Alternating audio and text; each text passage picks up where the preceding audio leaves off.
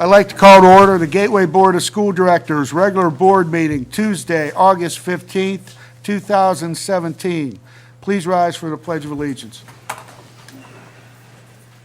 I pledge allegiance to the flag of the United States of America and to the republic for which it stands, one nation, under God, indivisible, with liberty and justice for all. We have a roll call, please. Mrs. Cerrucci. Here. Mr. Lapsevich. Here. Mr. Nola. Here. Mr. O'Donnell.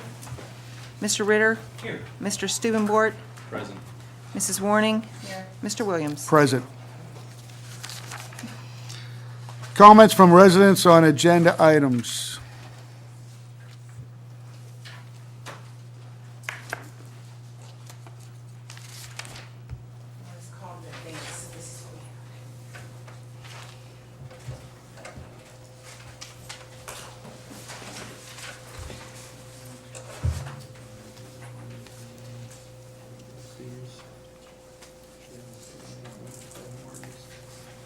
Mr. Elms?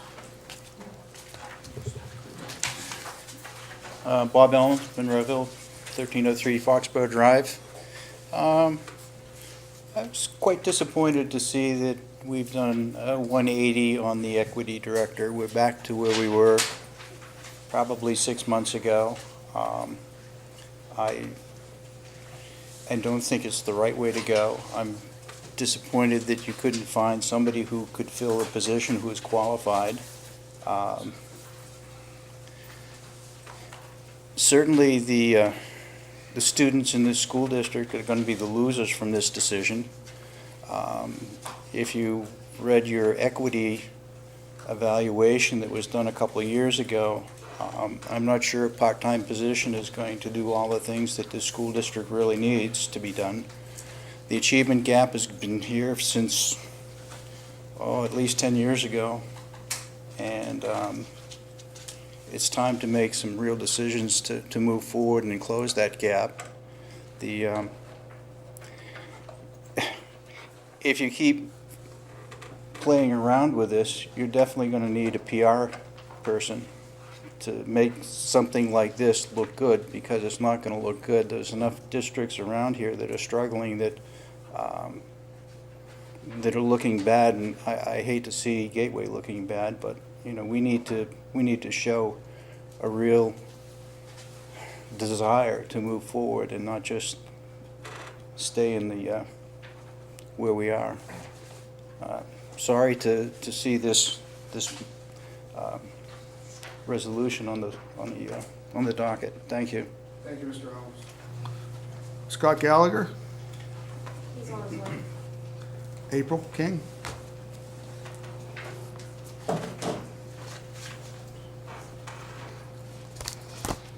I too noticed that was on your agenda today, and I'm going to ask respectfully, and I don't mean any disrespect by this, but if I could have your attention, because I know you're looking through your papers and everything, I really appreciate that. I know that several of you are going to look at this idea of scrapping the full-time equity director position tonight because it's on your agenda, and I just saw your agenda. And I understand that it's on your agenda because you probably have had some conversation about it and you think that that must be what's needed and that's why it's there. But after a full year of committed community members attending the Achievement Gap Committee meetings and giving their time and giving their expertise, some of us, at those meetings, I believe it would be sort of a slap in the face to make that recommendation without A, having convened that committee to even be a part of the process to make that decision, the decision that was made based on their recommendation. And B, I think that it's not enough time for other community to have an input in this as well. I think it would be a grave mistake if we were to make that recommendation to scrap the equity director. If what's going on here in our district isn't enough, just turn on the television. Just see what's going on in our country. What's mirrored nationwide is mirrored right here in our community, and although each of you may not have had personal experience with it, many of us here have. So I would suggest that it would be a grave flaw to go ahead and undo that decision that was made based on that recommendation, based on the people who gave their time, based on a lot of the research. And I would kindly ask that you reconsider, considering what that would do in our community, what that would mean to a lot of the people here who were happy to hear about the equity director position, and what the implications of such a vote might mean to the rest of the community. Because what is said and what is unsaid is also what's expressed when you make a vote. So I would kindly ask that you each reconsider that, and that you do put full emphasis in an equity director, one that's full-time. I recall speaking with a board member that this is a multi-million-dollar corporation, and there are other multi-million-dollar corporations who have equity directors. And that seems to be the trend, and more it's needed to be the trend. We all want to see 100 on our SPP score. We cannot ignore that distance, and we can't do it without expertise. We cannot do it without someone to lead the way. I don't think that it's possible to not find an equity director. That's it. Thank you. Thank you, April. Anybody else who can address the board on agenda items? Mr. McIntyre.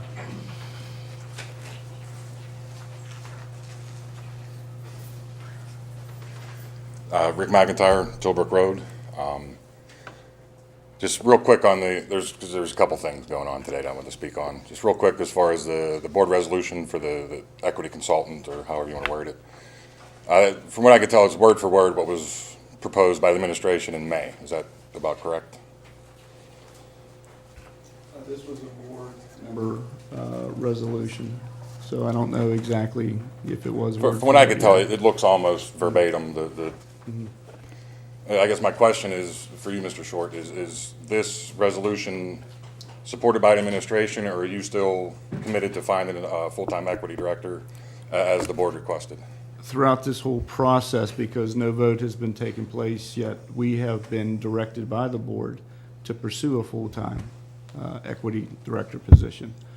We have conducted interviews. That has been our goal, and we are continuing to move forward to that goal. And this board knows through conversations that the team here has been very involved in vetting a number of individuals, resumes, and conducting interviews at length. There's been a lot of time invested in this process to find a full-time equity position. Okay, but moving forward, if, obviously, if this resolution passes, does it scrap the idea of hiring a full-time? Well, that's Or is that still something that the it's an board is unknown right directing the now. administration to At this do? time, we are still moving forward with hiring the full-time equity director. However, if a motion comes forward that eventually decides that we're going to move to a consulting position, and that changes, of course, the direction that we need to go administratively. Okay. Is the transparency, I didn't see it on the agenda. Is that going to be another thing that's voted on tonight? Again, I say it every time, that it's something, it seems like a common sense thing. I know that the argument is that you feel like it handcuffs the board. I think there's easy fixes to that. I don't think 4 days notice really handcuffs anything. I think it's pretty obvious that if there's something on the agenda and then something happens during the meeting and you want to propose something related to what was on the agenda, I think there's some easy wording we can put into that bill or to that proposal that can make that happen. And finally, nice, keep resetting the clock on it. As far as the 1 year shelf life thing, I'm having a hard time understanding what the motivation is for the 1 year limit, without having any kind of data to support why 1 year is the chosen date. You know what I mean? I've yet to see anybody come forward and say deep freeze after 1 year should not be served. Short of having that information, you have to kind of wonder what the actual motivation is, and my fear is that it's a step towards eliminating the food service department, because this is a policy that could potentially cause them to fail, and then sweeping in with an outside food vendor. And that's just not something I want to see happen, so, thank you. Anybody else wish to address? Hi, Lynette Howard, 2162 Ramsey Road. I'm also very disappointed that you weren't able to find an equity director. For me, at this point, it's more than an educational issue. It's a civil rights issue. I just wanted to let the board know that I did file a complaint with the Office of Civil Rights. I feel like and there are people who applied with principal certifications. Their resumes have been given to the Office of Civil Rights and copies of their applications that were not called for a courtesy interview. So I do not believe that things were properly vetted to find an equity director. And I hope that the Office of Civil Rights will be able to assist you in that process. Thank you. Anybody else? Yes, Dr. Gallagher would like to know if he can make the comment via phone since he's stuck in traffic. Is he a resident? Yes. Sure. Yeah. This would be a first.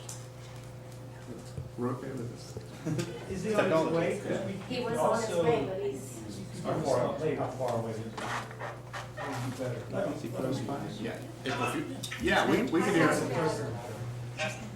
what can he, is this it? Yeah, there's a speaker. Okay. Tell him, Point of order, Mr. Williams. Yes. Is it true now that any resident, because we're setting this precedent, any resident should be able to call in? and- I think that would be up to the school board sitting at that time. Thank you. Pastor Gallagher, Yes. I think they can hear you. Please tell him. Okay. State his name. I apologize. I'm actually sitting right down the road in traffic. I was hoping to be there in person. Can you state your name? Pardon me? They want you to state your name. Oh, the Reverend Dr. Scott Gallagher. I live on Greenleaf, Monroeville. Don't go. The- They're waiting. Again, I apologize that I was unable to be there in person. I just got rerouted a different way again. But I just wanted to speak to the issue that's at hand, and I guess is being proposed tonight, to go back to an original plan that as a board you voted down not to do in the past. The goal was to get an equity director. I don't understand why we're back to an original plan that members of the administration said pieces of that plan were not effective. So now we're going back to a plan that's partially been noted that it was not effective. Rather than sticking to what was originally decided by the board, I'm astonished that this is what we've come to. And I personally feel that the decision to even move forward with an equity director was just a way to appease the demand of the community with very little intention of following through with that.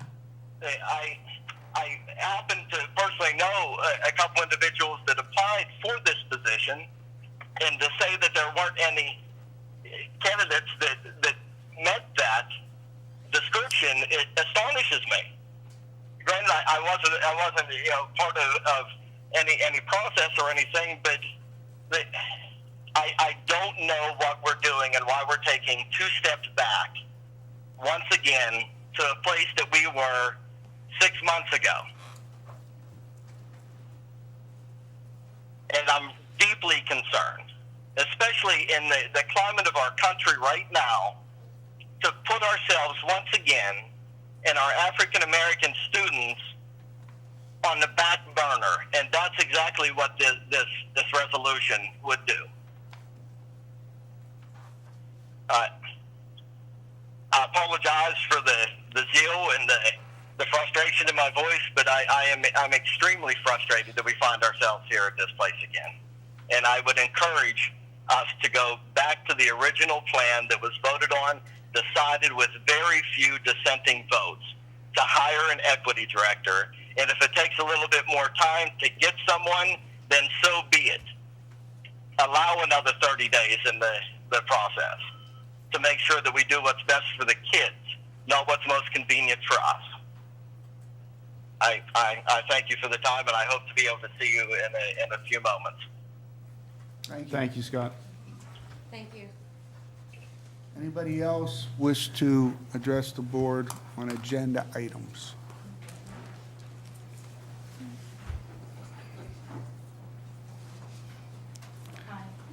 Please state your name and address. Lynn Gable, Old Concord Road, Monroeville. Thank you. First off, I just want to say my son had graduated from Gateway this past 2017 year. He did well. I want to thank you all. He was a four-year, four-letter student in athletics, and he did very well. So he's off the IUP, and he's going to major in IT and criminology. So I'm very happy for him, and he had a great education here. Okay, so thanks. The next thing I just kind of want to go over is the food service. And that's kind of really what I'm here for. I did my homework a little bit, and I've been seeing this on Facebook, passing back and forth on what's going on. And I checked with the Pittsburgh Public Schools. I have a family friend who is a compliance officer, and they hold their food for 1 year, and then they pitch it. And she works down on the 13th Street on the south side. That's where they make their food, and that's where they store their food. And then they take all their food into different schools. They feed about 20,000 kids yearly. Okay, so I just want to kind of get that point out to you. I'm not sure who's doing what. I did read your agenda. I came in a little late to see what was going on, but that is what they do. So they don't mess around. Anything that has a mold or anything on it, they pitch it. They're not messing around because it's a healthy, somebody, if they have allergic reactions or anything, I just want to let you know that. And then 10 years ago, my aunt, she was with Baldwin Whitehall School District, which is a nice, very nice school district. And she had left, and they brought in Airmark. And they were there for 3 years, Airmark. And they didn't like it at all, none of them. So they went back to the school teachers, to the lunch ladies rather, and they dismissed that program. So just kind of giving you that heads up of what other school districts, I'm not sure what you guys had looked at or, where you were at on this food service, is, this is getting passed or not. But let me just tell you one thing. I have 2 boys, and my oldest boy, he's kind of picky because he's allergic to nuts. But my other son, he's not picky. And he would come home and say, Mom, he was so happy to get to the high school thinking, because the middle school food just, really, it sucked. He said it would suck. And the portions weren't there. That's another thing. The portions aren't there. You expect these kids to feed them, and they're going right to athletics right after. Mm-hmm. They're starving. They are starving. And salads, and my young son, he loves salads. He goes, how can they screw up a salad? It's so dry. It's nasty, and that's what he loves, chicken salads. So what they would end up doing was getting chicken patties. And by Wednesday or Thursday, they were so dry. I'm not sure how the process is of how many days they have to reheat it. They reheat it one day, and then, that's the expiration on that. But I just want to let you know, I think maybe you should interview the teachers and see how they like the lunches, and interview the kids, and maybe get feedback and say, okay, what do you guys like? What can we serve more of? Because if we're buying all this in excess, I'm not sure, we'll dispute the 3-year thing, but to be honest with you, if he can't do a menu, this is the food guy, if he can't do the menu and say, hey, we're going to use up all this food, we have all this excess, why hold it and get freezer burn? Just move through the food, accommodate the schedule, change it around, that people can use the food up quicker if we're buying all this. Pittsburgh Public School works on the federal, that's what she said. We just adjust the food, and they all get free lunches there.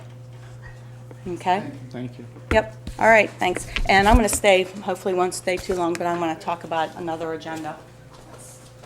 But thank you.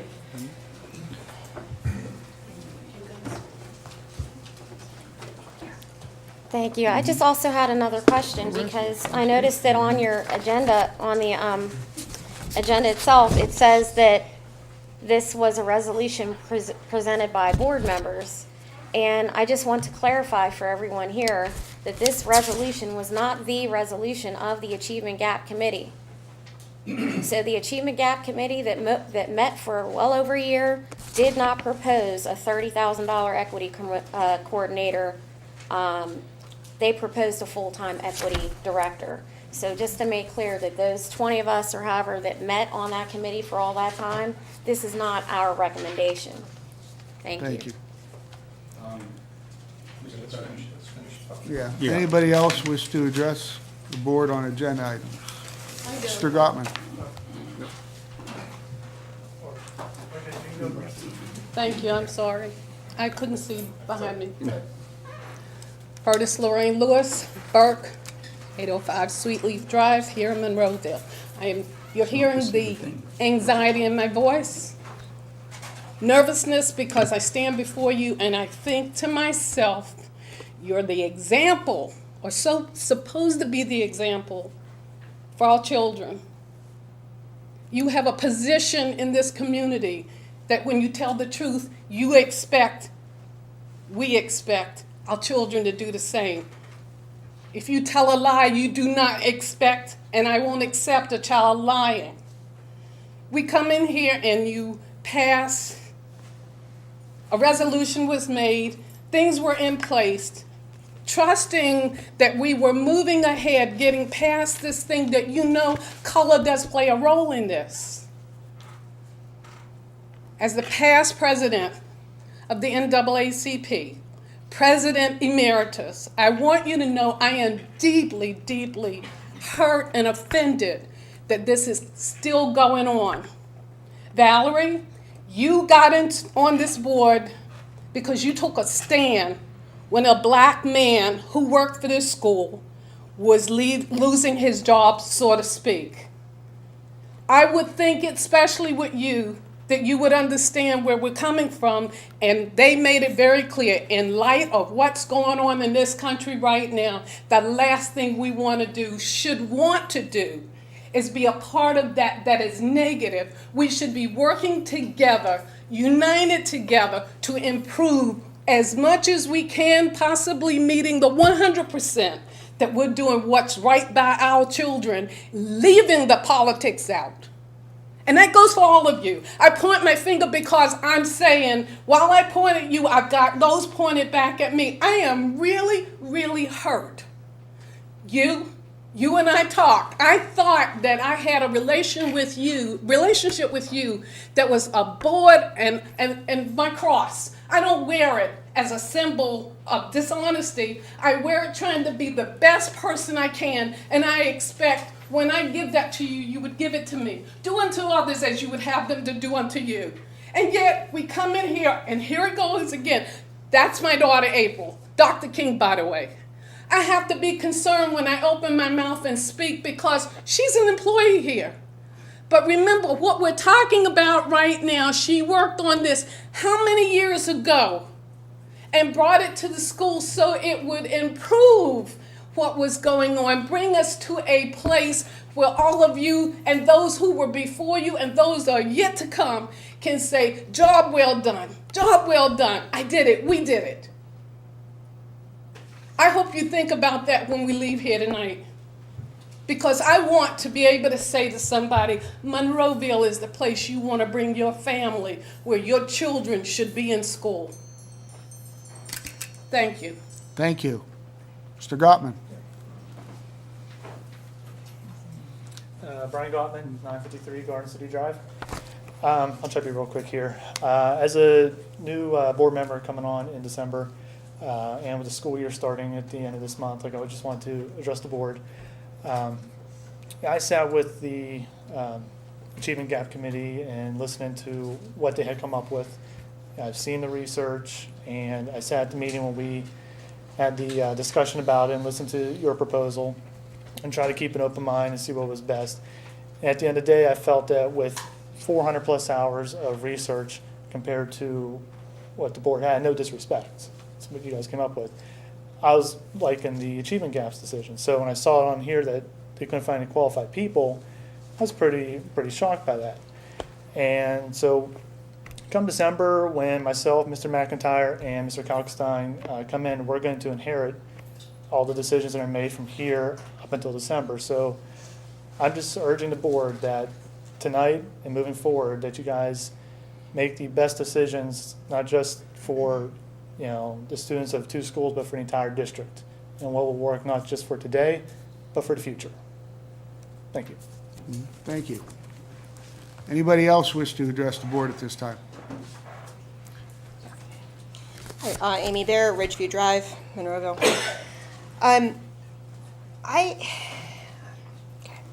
I understand that this was going to be a process, trying to find an equity director and finding the right person, all these different things. But then to read on the agenda for tonight that there wasn't anybody qualified, I was just very confused, because one of the first things I did as soon as it was still in June, and I had one of the best in-services, or that it wasn't really an in-service because it wasn't through the school, but it was the best professional development opportunities that I've taken. And it was at it was through the Center for Urban Education. It was the Summer Educator Forum. And there was probably about 300 people in that room that were going through that training, and probably about 30 or 40 people that were leading that training. So to say that there was nobody that would be qualified to take this position is very, very strange, because the people that were leading this training, which was all about culturally responsive teaching, and now there's no one that would be qualified, even though this training I took was less than a half an hour away. It just seems really strange that there is nationally known programs at Pitt that certify people with through the Center for Urban Education, and they're not here. There's no one here in Pittsburgh that could, and people will travel for a position like this. So it's very strange to hear that no one was qualified. One of the things that always did strike me whenever I read the requirements was like the principal certification. The people who are going to take this kind of position and want this kind of position aren't going to be people who went for the principal certification. In case, I know you all would know how things usually go as far as, you become a teacher, then many people decide that they want to be a principal, and then maybe they'll go get their superintendent's papers. That's the path that person takes, because that's what's in their mind. A person who would be all for this culturally responsive teaching and go get their master's in it or something, they're not going to take that pathway of teacher to principal to superintendent and then this stuff, because both of those pathways take a long time to go through. So that's just one thing. And then when I was looking at the agenda for tonight and seeing some of those things on there that are just preposterous, like the tutoring, the 4 days a week tutoring and having the busing, like, okay, so instead of actually having the bulk of money being spent on education for teachers and the actual kids, you're going to spend a lot of money on busing for kids that you can't make every child stay in a school. You can't make them stay after school. So that's just kind of ridiculous to think that would be, you're not going to maybe even be getting the kids that can actually benefit from this. And that's not where the issue is. The issue is educating the teachers and the staff and how to help the children. It's not the children's fault. It's not something that's wrong with them. It's not something that they need a little bit more help. And I love that it said, too, that it was on the technology. So we're going to then sit kids in front of a computer and learn on technology and hope that that's going to fix problems with their teachers. Like, that makes no sense. So it says the after-school program, in case you didn't read there, Ms. Rucci, it says technology is where that money is going to go. So 4 days a week, after-school tutoring, technology. So years ago, I would say maybe 6-7 years ago, I signed up to be a tutor after school, and I quit within a month, because what it was is they expected me to sit with these kids, these 7th graders, after school, give them, it's hilarious, it's in here the same way, give them a snack and a drink after school, sit them in front of a computer for an hour, and then bus them home. I quit that within a month because I realized it was ridiculous to sit kids in front of a computer and think it's going to be effective. So this is even more preposterous to think that it's going to close the achievement gap. Anybody else wish to address the board at this time on agenda items? Okay, moving on. Mr. President, I'd like to ask for a 5-minute recess, please. I need George to take a break if you don't mind. We'll have a 5-minute recess. Steve wants to check some records. Okay. Okay. How do we get off camera and got the mics?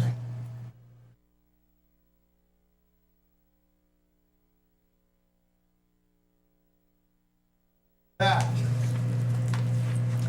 Anybody else wish to address the board on agenda items? Yes.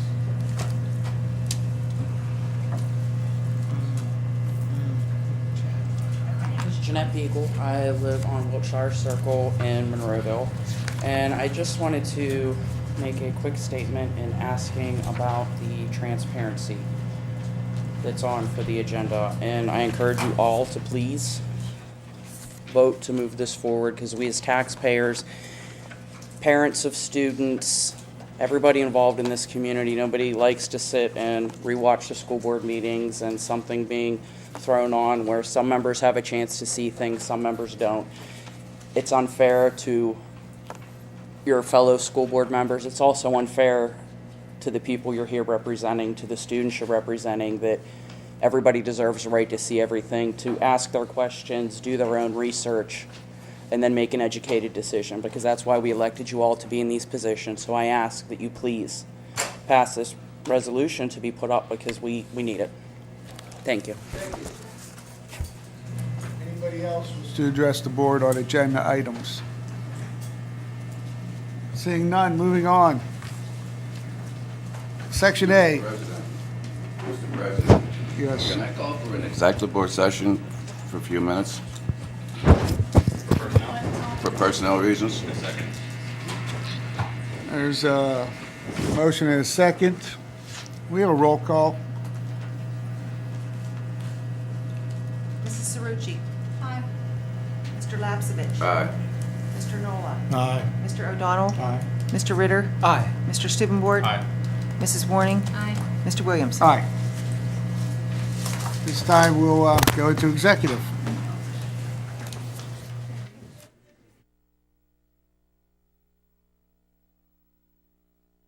Okay, we're back from executive session. Moving forward, Section A, minutes of previous meetings. I have a motion. So moved. Motion by Mr. Nola, second by Mr. Stubenport. Roll call vote. Mr. Lapsevich. Aye. Mr. Nola. Aye. Mr. O'Donnell. Aye. Mr. Ritter. Aye. Mr. Stubenbord. Aye. Mrs. Warning. Aye. Mr. Williams. Aye. Mrs. Cerucci. Aye. Section B, bills, financial reports, budget transfers, Mr. Schott. Thank you, Mr. Williams. Section B, resolved that the Gateway Board of School Directors approves Section B1, list of bills, and B2, monthly financial statements, as listed in Section B at the Tuesday, August 15th, 2017 regular board meeting. Second. Approved by Mr. Stubenport, second by Mr. Nola. Questions, comments on Section B? Seeing none, roll call vote. Mr. Nola. Aye. Mr. O'Donnell. Aye. Mr. Ritter. Aye. Mr. Stubenbort. Aye. Mrs. Warning. Aye. Mr. Williams. Aye. Mrs. Cerucci. Aye. Mr. Lapsevich. Aye. Section C, items previously tabled. Do we have any? None.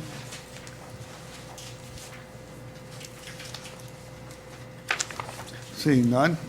Section D, personnel agenda. Ms. Crump. Mr. Williams. Resolved that the Gateway Board of School Directors accepts and approves the personnel agenda items 1 through 8 as listed in Section D for the regular board meeting of Tuesday, August 15th, 2017. Under item number 1, we have 4 resignations listed. We have 1 leave of absence. Transfers, there are 3 names listed per the collective bargaining agreements. Number 4 is an addition of a position for social work and home and school visitor. Number 5 is a rescinding of a resignation letter, and that is contingent on approval of number 4. Employment, we have 3 teachers listed. Tricia Carney is going to be coming in at the high school, replacing Kimberly Ireland. Tricia brings with her 8 years of experience in special ed. Aaron Smith is for a home and school visitor and social worker. This is contingent upon number 4 being approved. He brings with him 7 years of experience and also working in the Office of Children and Youth. And Mary Jane Edwards is going to be for the part-time counselor who has 4 years of experience. Under B, we have a furlough recall. That's due to where we added the additional part-time position. So that's recalling Karen Montgomery from part-time to full-time. C, 1-year temporary teaching positions. Those are for 3 teachers who we have used, who come from our student teacher list that we've used in the high school. Supplemental contracts, we have a resignation and also issuance of department chairs and curriculum coordinators. Under Section C, volunteers. And number 8 is the purchase of a Comply online tracking software. This software will tie in with PAE TAP, our observation software, and it's a module that we can put in addition that will help us track all of the compliance issues, not only for clearances, but also for the assistant superintendents for all the mandatory trainings that the teachers have to use. This will cover our professional staff and our support staff, so that way Mr. Brown can use it for facilities. We can use it for athletics to track like the concussion protocols, all the things through that, so we can customize it and use it in each of the individual departments. So moved. Second. Moved by Mr. Nola, second by Mr. Studenport. Questions, comments? Mr. Nola. Mr. Nola was first. Okay. All right. I want to preface what I'm going to say with just trying to be, open and honest with everybody so that they know and so that we think about these things first. It's nothing personal against anybody, actually. But I look at these things like, the supplemental contracts for it. Let's start there first. So that's section 7. So you got the supplemental contract. We got an equipment manager. I actually think we need an equipment manager, but that being said, we cut the equipment manager a couple years ago. Okay. We have to be careful with the way we spend our money. I mean, like, if we just constantly want to, spend more and spend more and spend more, we're going to end up where the other districts around us are. And we, prudently went through and made the appropriate, positioned ourselves so that we're in the position that we're in today. Like, we're in a good position, and the reason we're in a good position is because some of the efforts of the people, on the board and in administration that went through all of these positions and made relevant whether we need them, don't need them, need half of them or not half of them. I know we kept a laundry person, but then got rid of this, and you know what I mean? Like, there was a lot of Addition through subtraction for a number of supplementals that have not been renewed. addition through subtraction. But my point is, Don't interrupt him. my point is, we just need to be careful just adding these positions that we have once gotten rid of. I think that should be more scrutinized, and I think that, we should express when we're doing those things. That's nothing against it or whatever. All right, that's the first thing. Next thing, number 4. I'm under the impression that we had a social worker and homeschool visitor last year.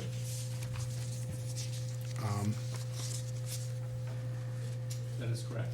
And I'm under the impression that I guess we or somebody decided that we needed, that was too much for one person.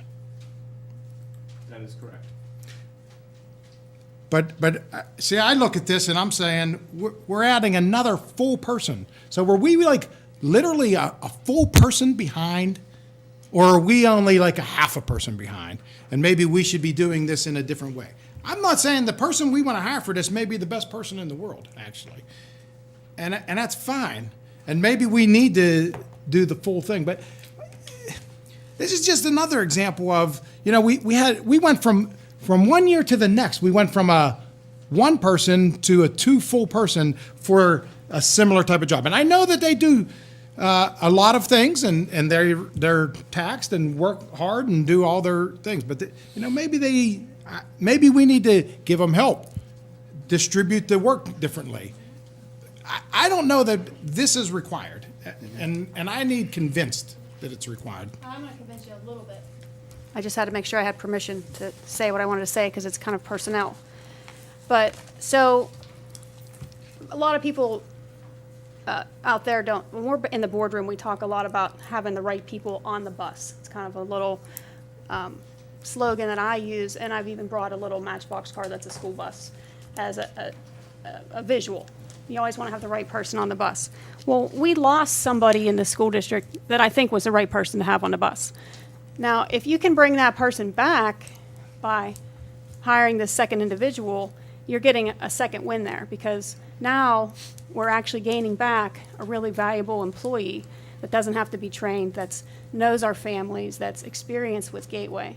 So to me, that's an extra reason for you to support this position, Neil, is that we're getting one of the right people back on the bus who I wish never left the bus. I agree, but you could do the same thing by just giving her help or distributing some of her duties. You don't have to hire and add a whole new position to accomplish what you just said. Well, that's your opinion. Well, There's also the opinion of the majority of the board. When in May's study session, we voted on a full-time social worker and a part-time consultant, and that was voted down, 7 members to 2. So it looks like we're kind of rewording, hiring a social worker here, and then taking it away from the proposal. Chad, that is ridiculous. It's actually extremely accurate. That is, no, I believe that's accurate too. But not only that, this position, I don't know, I'm not convinced that we need another full-time person. I don't know that. So was this in the budget? Why did we not know this when we were talking about the budget? Like, why? Because we had a candidate resign, Neil. We didn't know over that the workload. candidate. We didn't know that the person that was there was going to leave. Exactly. How do you know someone's going to leave a position? So we're doing this because she, I guess, threatens to leave. She actually did leave. So now we want to get her back. No. So we need to hire another person. No, and it's just for the sake of transparency. When our HR director and our executive staff recommends a position, I trust that they understand what the needs are at administrative level. But during the interview process, when people looked at the job description, the new applicants also said, there's no way I'm taking this job because the workload is way too heavy for one person. For one person. Exactly. So our administration recommends 2 people. I don't have a problem with that, because now we have 2 people that confirmed that person was way overworked. Was this on the study session? No, it was not. No, because this just came up in interviews. Right, How could it's it be not on a study asterisk session in 2 there. weeks So they should ago? both be asterisk. Also, I mean, if this was something that was, I kind of go back to, again, I wish we would have known about this. I do agree with Neil. I mean, we don't have any stats. We don't have any data as to, how many calls of help were going unanswered, how many things could have been improved upon. And if it's a workflow issue, it's a workflow issue. If administration's saying, hey, we need to up the manpower, I'm fine with that. But I just would hope we'd see a little bit more as to why, for instance, if we decide tonight we're going to add a Spanish teacher, right? What are the first questions we're going to ask? How many kids are in class? How many kids are enrolled in Spanish 1, 2, 3, 4? How many kids are in each individual class? Are the class sizes too large? Okay, that's how we base the decision as to how to add a teacher, correct? Why are we not using the same metrics for this? And not only that, I mean, this worker, I'm sure that they're fine people. I'm sure that the one that was leaving is fine. I'm sure the one coming is fine. I've heard both of them are perfectly fine. It has nothing to do with the individual. It has to do with planning.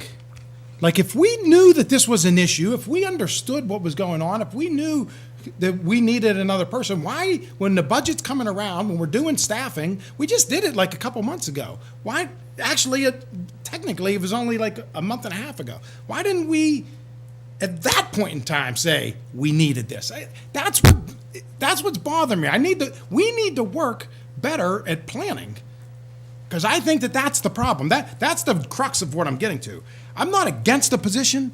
I'm I'm against the process So do we about how know- we getting to these places. Do we know off the top of our head, I hate putting people on the spot, but what was the date of that person's resignation? And when you started looking for a new position? July 20th, I believe, is the date of the email. So it's. And that been- was within the budget. It's been 3 weeks. But that was the budget time, wasn't it? It's 3 weeks, Neil. You're Post-budget. being unreasonable. Upon the resignation of this individual, we did conduct exit interviews, and during that time that we met with the individual, this was truly the first time that the expression of caseload came to fruition. And during that time, when we opened up the interviews and started looking for a replacement, almost every individual that we met with was just blown away by just one social worker for 7 buildings. So that kind of came as a surprise to all of us. And looking at that, we have an individual that was very well qualified, that had an opportunity to perhaps go to another school district. That's why, we decided to meet as a group here and disclose that information. I'm going to interrupt right now. Mrs. Bungard, you're here. Would you shed some light on the numbers, what you've seen, what's been transpiring, I guess, in the schools with the need for the social workers that we've had? Yes, Ms. Warning, I can speak about it. Through, as Mr. Short spoke about, when we had the resignation of the individual about 3 weeks ago and the exit interview, obviously some of the information was brought forth to administration, and we reviewed that caseload as well as the job description.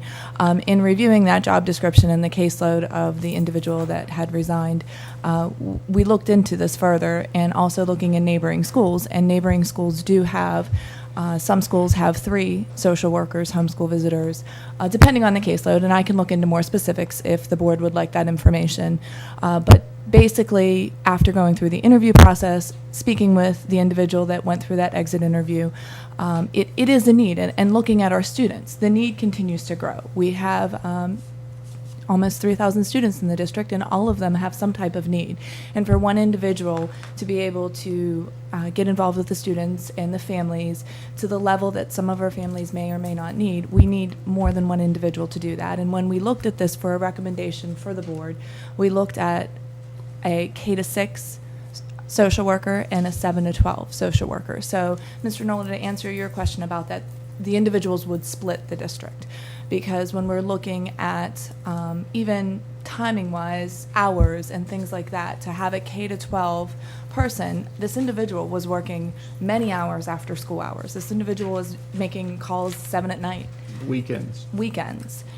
So to divide that caseload and looking at specifically what she was doing, and she was going above and beyond her job description. I do have to speak on that. And she was really working with many of our families. And we felt that after speaking with people in the interview, speaking administratively, that this could be a position that could be recommended for 2 positions throughout the district. Again, focusing on our K-6, because we have, our younger children have different needs, and our 7-12 as well.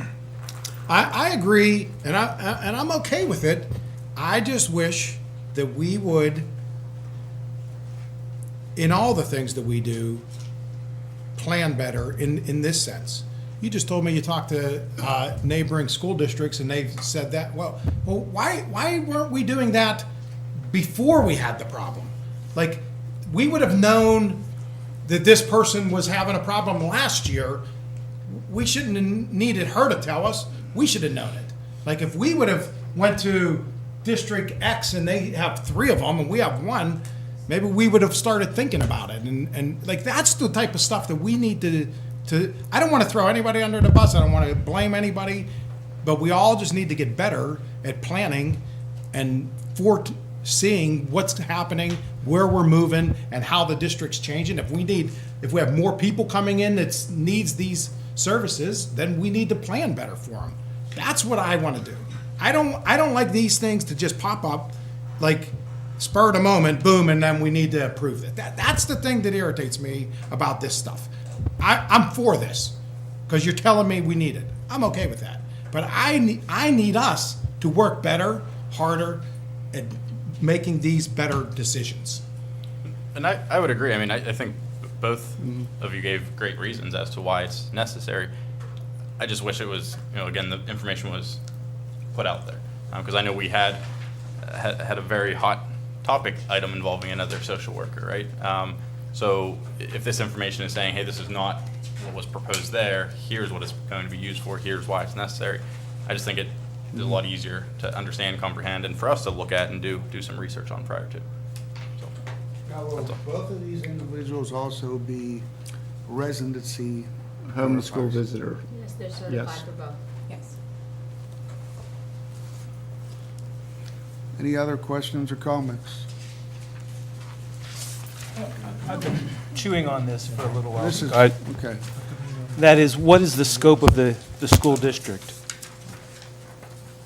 If there are troubles at home, like somebody's out of work, or the car doesn't start, or there's a hole in the roof, the washing machine needs to be repaired, the kids don't have clean clothes, should the school take on that responsibility by hiring social workers or washing machine repair people to go into the schools?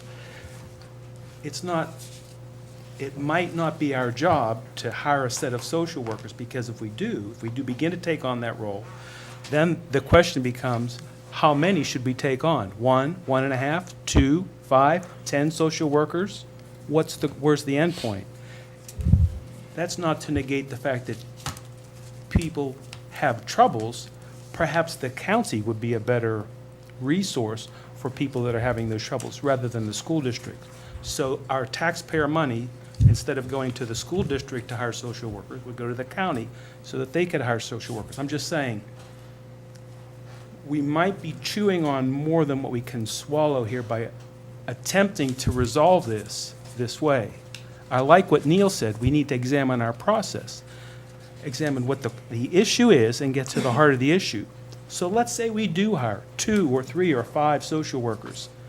Can we guarantee then that this year none of the kids will have any problems at home? No, of course not, right? Right. So what that does is it helps us. It gives us a way to scope the problem and do what we can and should do and are able to do. So my question to us is it the board's job is it the board's desire to create a policy that takes some of the school district staff into people's homes and helps to try to repair those problems so that the children are able to come to the school healthy and fed and with clean clothes, et cetera? Ms. So that's the Bungard, heart I of think the would be a question. good person to answer that question as far as what kind of services. I missed that. Could you say that again? Ms. Bungard should answer that question for you, John. Thank you. These positions would be positions that would be the liaison between the county. We do currently work with the county, and we do provide resources with the county, but these individuals have a wealth of knowledge in those resources that are available for our families. So when we have situations that our family may need resources outside of what the school can offer, then these individuals are those liaisons for the school district and the county to help get the family set up. So it is a resource that a school district benefits from, the students benefit from, and we want to make sure that we are offering supports in all areas for all of our students to make sure that when they come to school, that they can learn. So when we boil that down, it becomes the administration's recommendation that we do hire some social workers, whether it be 1 or 1.5 or 2. There has to be some social workers that come from the school district. Is that true? Yes. Okay, now the board gets to argue about, whether it's 1, 1.5, or 2, Yes, right? and I think one point that was not brought up is the social, emotional well-being of some of our students who are in crisis during the time of the school day. And having that person being responsible for 7 buildings sometimes negates immediate response, where 2 people can then help in situations that, There could be criminal activity, it could be drugs. There's a host of problems that we would love to see addressed. So we need to pick a set that we think we can tackle as a board. So I would be happy if the board would recommend that we have 2 social workers. I would be happy if it would be 1.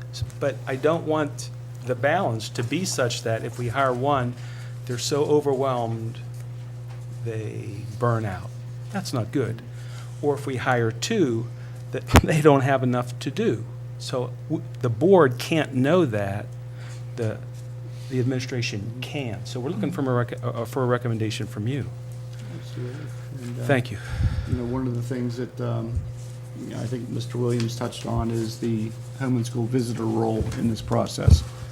And speaking with Patty Jovanovich, who does update all of us in central office weekly, there are a number of students within our district who are in affidavit status, multiple occupancy residencies that, you know, we need to ultimately check up on to see that, in fact, our tax dollars in Monroeville are being used accordingly and, you know, not fraudulently. And, you know, this is something that, you know, both individuals would be able to tackle more efficiently. Thank you. And I give off you, Bill, I think that's a big thing too, because, you know, Gateway is such a great school district. There's a lot of people that want to try to come here for free, and they try to get their kids here. And one of the jobs that these social workers homeschool is make sure these people live where they live. And the ones that we don't catch, that's taxpayer money going down the drain. So that's another big thing. And I don't know how many a year, if anybody would know that data. I can just add that even today, I met with Patty Jovanovich, and there were, I believe, 15 individuals that have failed after 4 certified mailings to update and provide proof of residencies that were dropped from our rolls with the help of the home and school visitor. And there's people who come in here at 9 a.m. with a lease of where they live, and at 12 p.m., a person will show up with the same lease. You know, it happens, but that's why I think it's a big thing that we have too, and we support the administration on this. All right, so Neil, does that answer your question about can we provide a better process, a more cogent process for the board to follow? I'm fine with the position. I concur with what they said. I'm okay with that.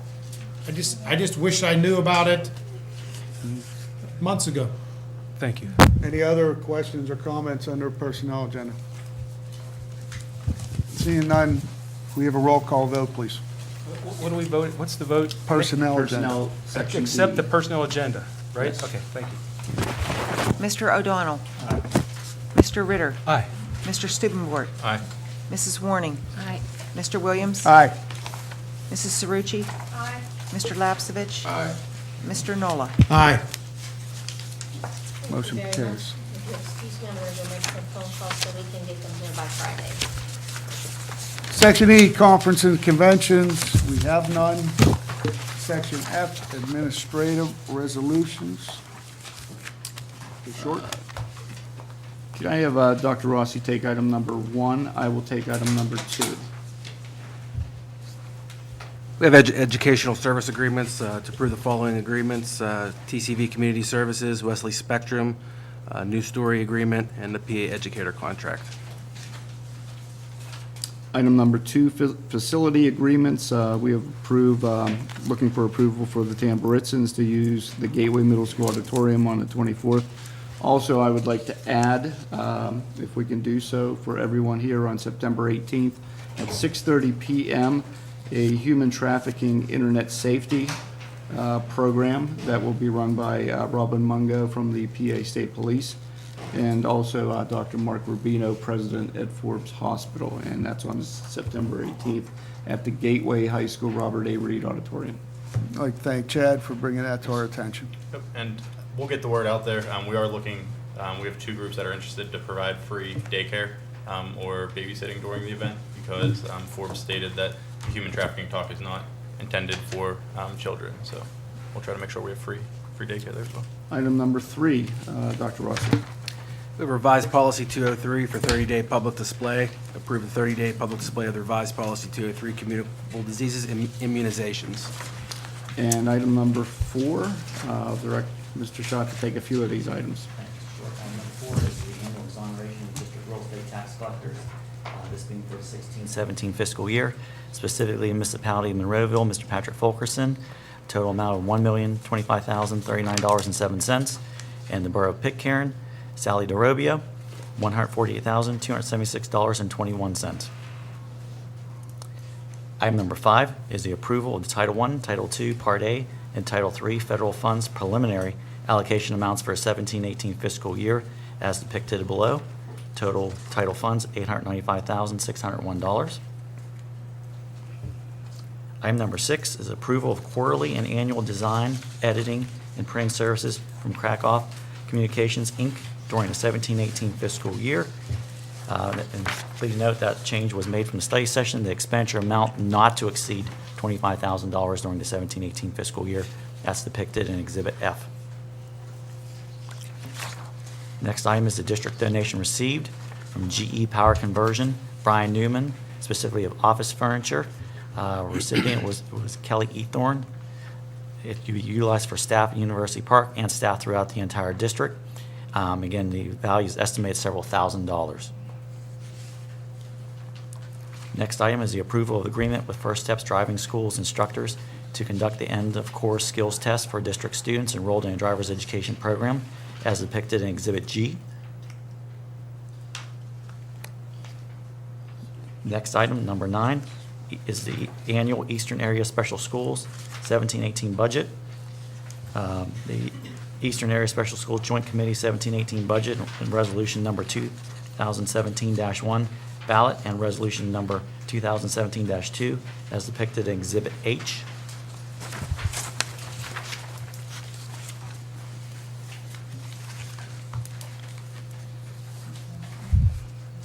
Taking the last one. I can do it. Mr. Shaw. Item number 10. I was having a sidebar with Mr. Williams. Okay, no problem. Item number 10 is the addendum for the final MOU for Digital Promise Technology and Learning Coaching Fellowship Program. Authorize the Gateway School District Administration to enter into a memorandum of understanding, or MOU, with Digital Promise. Final approved award amount for coaching fellows, $93,047, as depicted in Exhibit I. And just for the board's information, Dr. Rossi has some updated information because this is very similar to what we had before, but slight adjustment. Yep, it's really the same MOU. We were awarded around $81,000 at that point. We were able to get a few more dollars up to around $93,000, so we're up over $11,000 in additional funds, and that's what that MOU reflects. So moved. Second. Moved by Mr. Stubenfort, second by Mr. Nola. Questions, comments on section F? Mr. Stubenfort. You want to go first, Phil?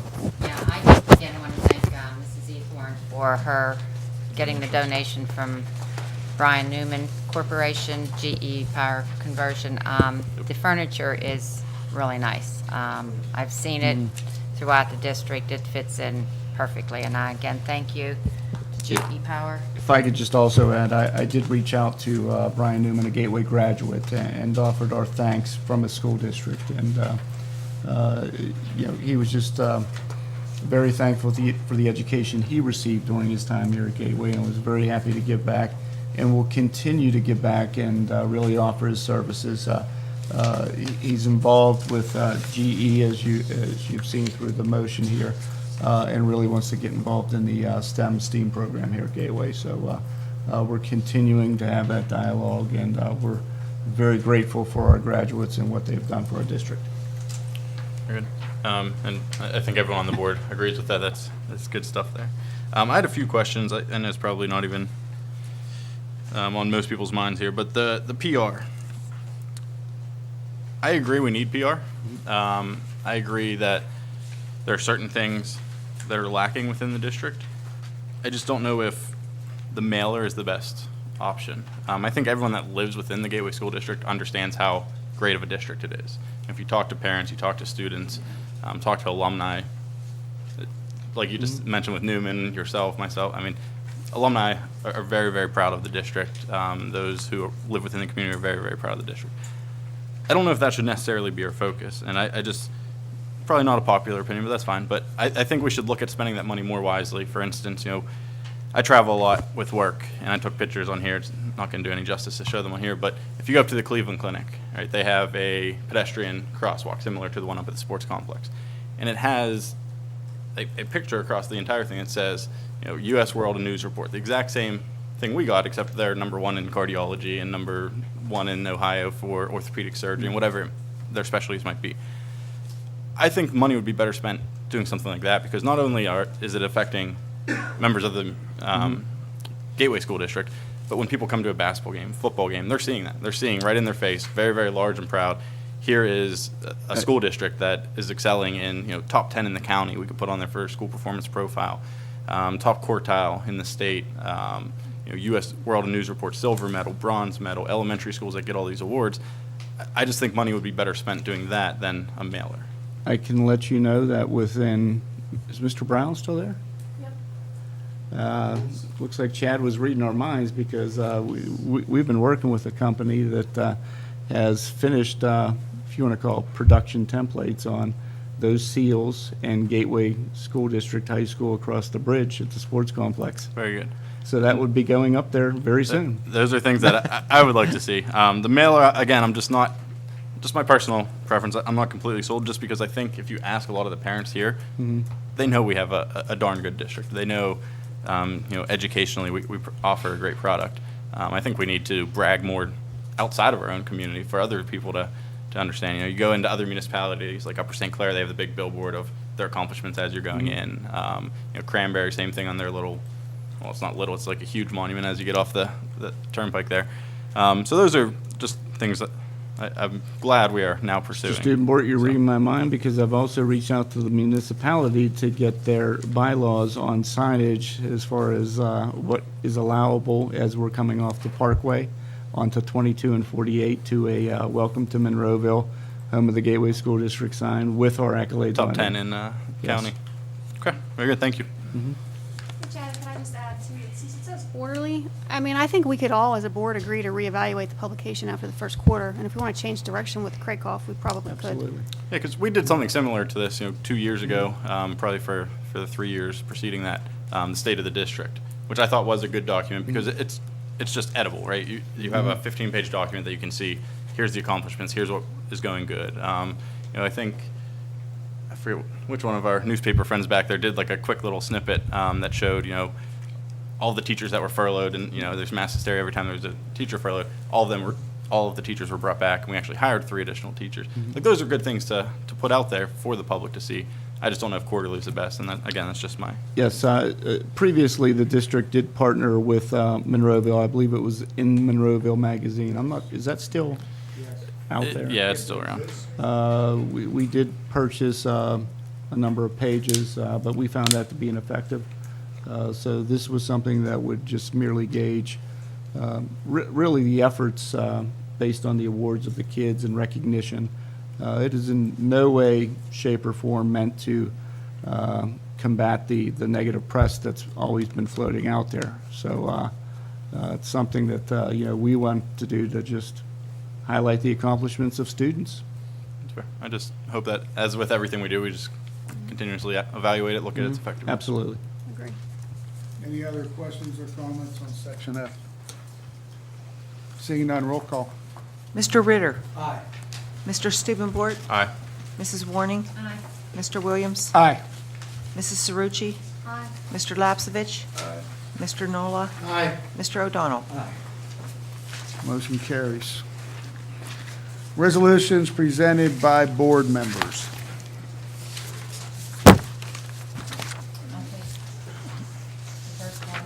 Okay. There was I don't want to say revision, but an addition to the policy that I had asked to put on for 30-day public display. Everything would stay the same as far as the shelf life for frozen meats and the cheeses and dry goods. But I did add to the implementation of the shelf life standards set forth above shall commence with any food purchases that takes place after the effective passage of this within policy and shall thereafter comply with the policy. All food products already delivered and received by Gateway School District shall not be affected by this within the policy. Rather, such food will be governed by the policy in effect prior to the passage of this policy. Which, in other words, none of the food that we have right now in-house would be thrown away. It would be used first, except if it would go past the 3-year, which we have a 3-year policy in effect right now. So everything would be used, so we wouldn't be losing hundreds of thousands of dollars that, is out there. But this would make sure that there would be no food wasted. I second for purpose of discussion. There was no motion. Motion by Ms. Warning, second by Ms. Newport. Questions, comments? This then restarts the 30-day? No, this No. is just you're not changing the substance of the ordinance, you're changing the effective date. Remember, you asked me that. You're changing the effective date of its start time. So I don't think it necessarily starts another 30 days. The substance of the ordinance, or resolution rather, stays the same. I have a question. If it's true that keeping certain foods beyond 6 months or beyond 1 year always causes our students to become sick, then why wouldn't we begin to get rid of all the food that's older than 6 months or older than 1 year right now? Why would you call out a certain section of the food that's unhealthy and keep it and give that unhealthy food to the students, but the new food that comes in that could be unhealthy, intend to throw that out? Doesn't seem to make sense to me. Reason why this is being set like this, Mr. Ritter, is from all talking with Mr. Lorenzo. I had him do an inventory to see what was there. I didn't get the exact products were there. I just got like a dollar amount. There's not a lot of food left to be used from what I'm understanding. So it's just a little bit of food that we would give to the students that would cause them to be sick, right? They're not going to be sick. So if they're not going to be sick under the protocol that we're under, then I don't Well, Mr. understand Ritter, what why we I'm- would I'm change the looking protocol. is I want our students to have fresh food. This- That's not legitimate, because all the other school board members also want our school children to have good food. So that's not a valid argument.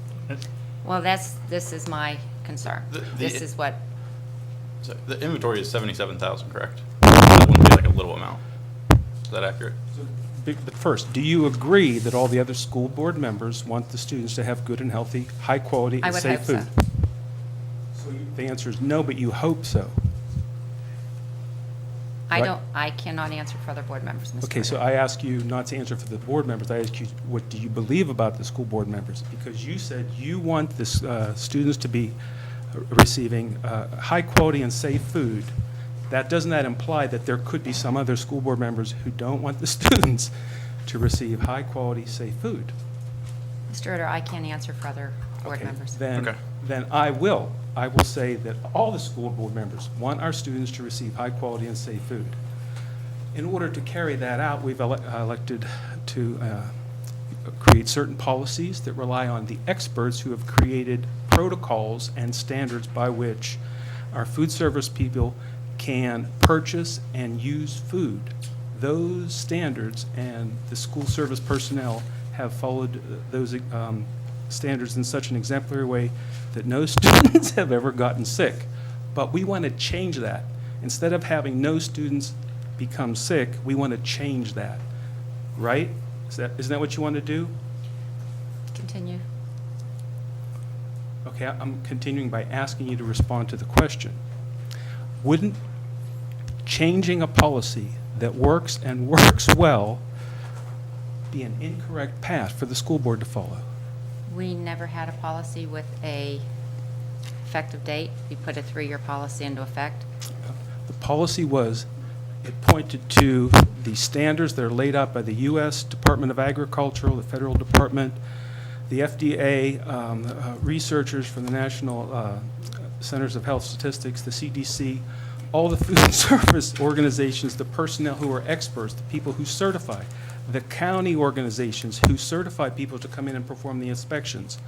But this board is now about to throw out all of those protocols that have worked, and I'm wondering why we would do that. It's on display for 30 days.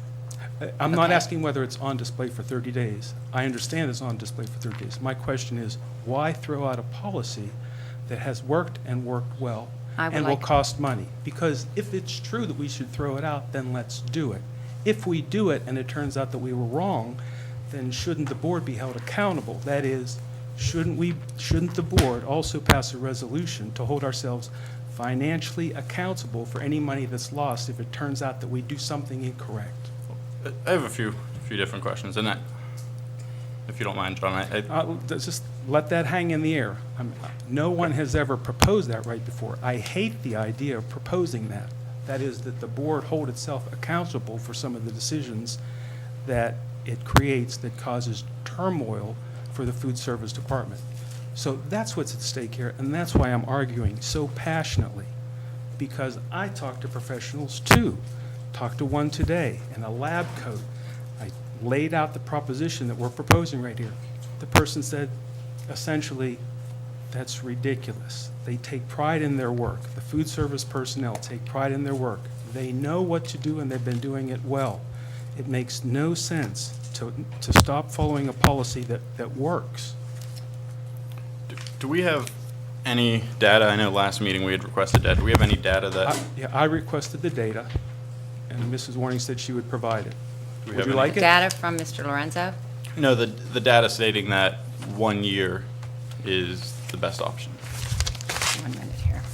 And that 3 years is hurtful to the students. Well, I don't know if there is exact data out there, but school board members wish to provide fresher food, then that's up to the school board. And speaking with Mr. Lorenzo, I said, why do we have stuff that's 3 years old? And, you know, the system failed. Things didn't get rotated. Admitted that, you know, that comes in, they marked it. You speak to some of the public, a lot of kids don't even eat here because of the food that we serve, and we don't have a choice on some of the things that we serve, and I understand, I've seen some of the food. And I think what Val's trying to do is trying to get the freshest food she can, and maybe the food service department, I think, understands that, and it'll be an incentive to make sure things get rotated up there. And I think it's a win-win the whole way around. I agree. My question is, I mean, because I completely agree. And if you ask any board member, if you ask anyone in the public, right, if you just put it as a simple yes or no, or which one would you prefer? Right. Would you prefer a 3-year limit or a 1-year limit? Every single person's going to pick 1 year.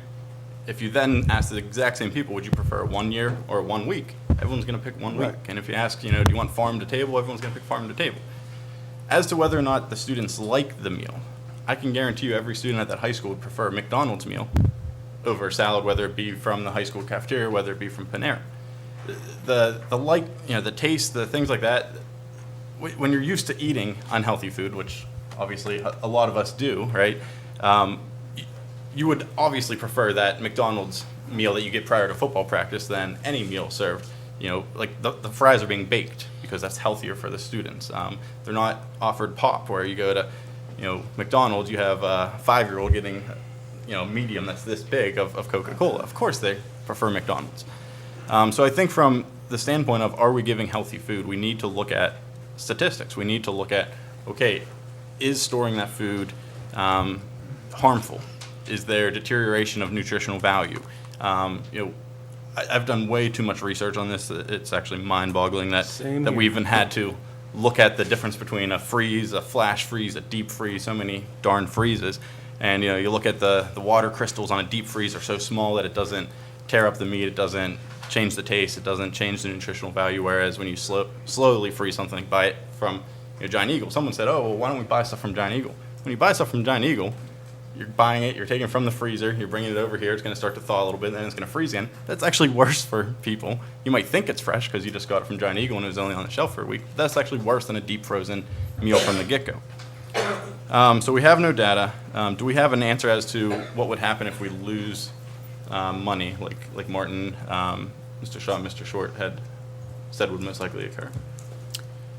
When I looked at the budget, they're using between 700 to 800,000 in their budget. He's saying it's 15 to 20% commodities is what we're looking at, which comes down to what I think, believe what, 0.000, which is roughly. It's so small. I can't. I'm not the math. Hold on. You just said it's 15 to 20%, correct? 15 to 20% of $700,000, which is his food budget. The commodities purchase is 15 to 20%. Okay. So if you use the high number, it's about $140,000 a year. But I was just asking a question, so we don't have any answers to that. No, Mr. O'Donnell, I'd like to finish. I've never interrupted you this evening. Val, are we looking to outsource food, or is that the plan? Okay. I don't know. I would want to know where that came from. I'd love to share with the public. So I have an email here. March 14th, 2017. Chelsea Dice writes, Val and Bill, attached, please find a memo I prepared regarding outsourcing the food service department as per Val's request. Please call me with any questions or comments. Thanks. Chelsea. You responded, thanks, Chelsea. Lots of reading to do. Appreciate it. Okay. That, when you say outsource, Chad, are you referring that we're looking to get rid of all the employees? Outsourcing is not getting rid of the employees. They would come in and direct. Am I Outsourcing is not getting rid of employees? correct? It is not, actually. I can. Go ahead. Actually, I've done a lot of research because Val brought this forward. And one of the things I did was I called 2 outsourcing companies because I wanted to know if we set this policy and we went down that road, could somebody like that adhere to our policy? And they said absolutely they could. And I said, well, we can't outsource, because a lot of them, I was just trying to get information, quite honestly, and they wanted to meet me, and I'm like, we're not interested in outsourcing right now. We have contracted employees, and I'm being completely honest and transparent with you. And they said, well, you know, we have programs where we can manage your program and we can retain all of your employees. So I'm sorry that I didn't expect that answer from them, but absolutely, outsourcing does not mean that you're replacing your staff. A lot of times they take over the same contract, Absolutely. they take over your employees, Yep. same pay scale, same contract. Completely agree. And- So let's get that spear tactic. Nobody here is looking to get rid of our employees. We're all going to look at, and I'm even open to looking at all options to give our kids the best quality food that we can and keep our budget in line so that everybody's happy. The budget, the kids, and the families. Completely agree with you, but I also ask that you reach out to other individuals. So if you talk to any member of the Plum School Board, which I've talked to, and they had outsourced their custodial services. They first came in and said, we'll keep all the employees, we'll keep the contract, we'll keep the same pay, benefits, everything. That was great. 2 years later, the contract expired. Guess what happened? Pay was cut significantly. None of those individuals who lived within that community stayed on board, and it was actually outsourced. So yes, is a company going to come in, and a company as large as an Airmark or whoever it may be, can they undercut and say, oh, we can do it for this cost and we can pay those people that? That's great. But go down to University of Pittsburgh, go down to Duquesne University, go down to any of these places where Airmark is employed and see what they're paying their employees. They're not paying them what we are paying our employees here at Gateway. So yes, it might be good for another year, which is left on their contract, that they can give them, you know, the $15, $16 an hour, which these are individuals that live within the community. But what happens when they say, you know what, we just couldn't make it, you know, profits were down, we're going to have to, you know, the new contract says we can pay you $12 an hour. Do you want to stay, yes or no? Those are the things we need to look at. So when I hear comments like, hey, we haven't looked at outsourcing, but yet we very clearly did look at outsourcing, and we actually paid taxpayer dollars to look into the legality of outsourcing. And in the memo, right, it talks about we have a collective bargaining agreement in place, and we can't just get rid of them, right? Had we reached impasse at negotiations, you would have been able to possibly outsource, and then they would have the opportunity of matching that. But, you know, to say that we weren't looking at outsourcing, I mean, it's blatantly a lie. So it's not a fear tactic. You know, the fear that I have is when does it stop? Right? If we do 1 year and we don't have any data, and our business manager says that's a poor business decision, our food director who's in charge of the food program says that's a poor decision, our superintendent says this is not recommended by administration, when does it stop, right? Because wouldn't you prefer 6 months over 1 year? Wouldn't that be better for the kids? We should maybe make an addendum to this and make it 6 months. Like it actually says, you know, the wording was changed on this one, but it actually said non-perishable items we're throwing out after a year. Non-perishable items. I hope we're reaching out to local food banks because it's non-perishable. We're now making non-perishable items perishable. I don't care who you talk to or what you say, there's no data to back that up.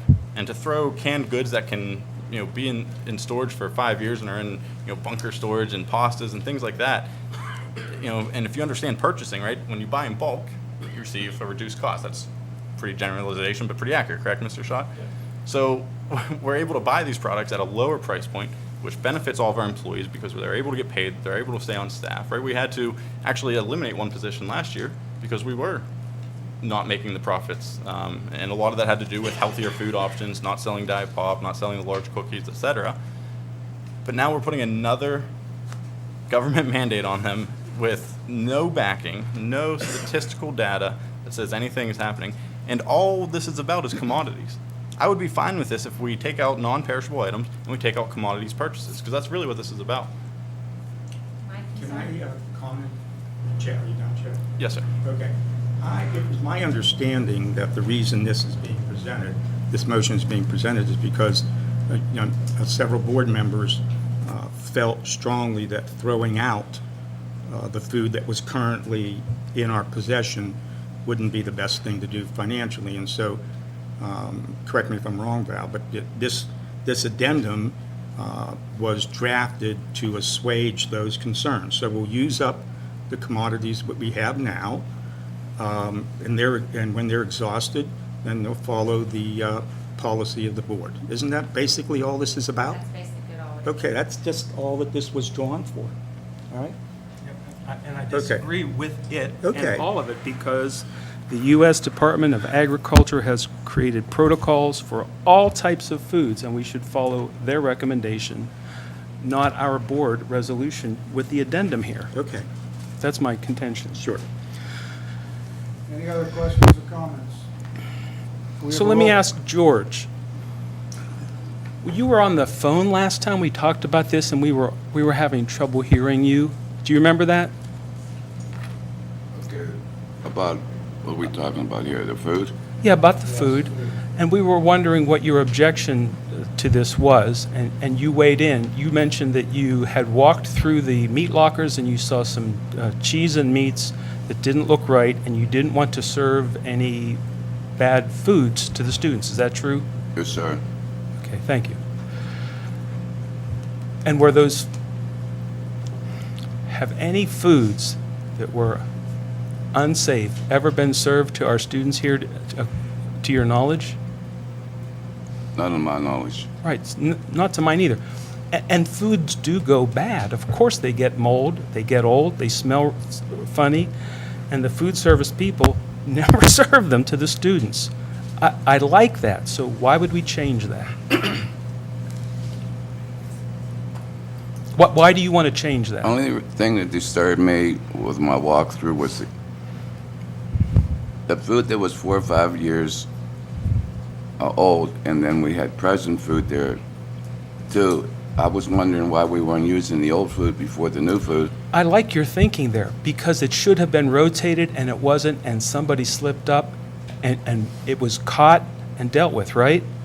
That's good. But why change the policy? The policy was violated, and then it was, the food was discarded. The policy wasn't wrong, the operation was wrong, right?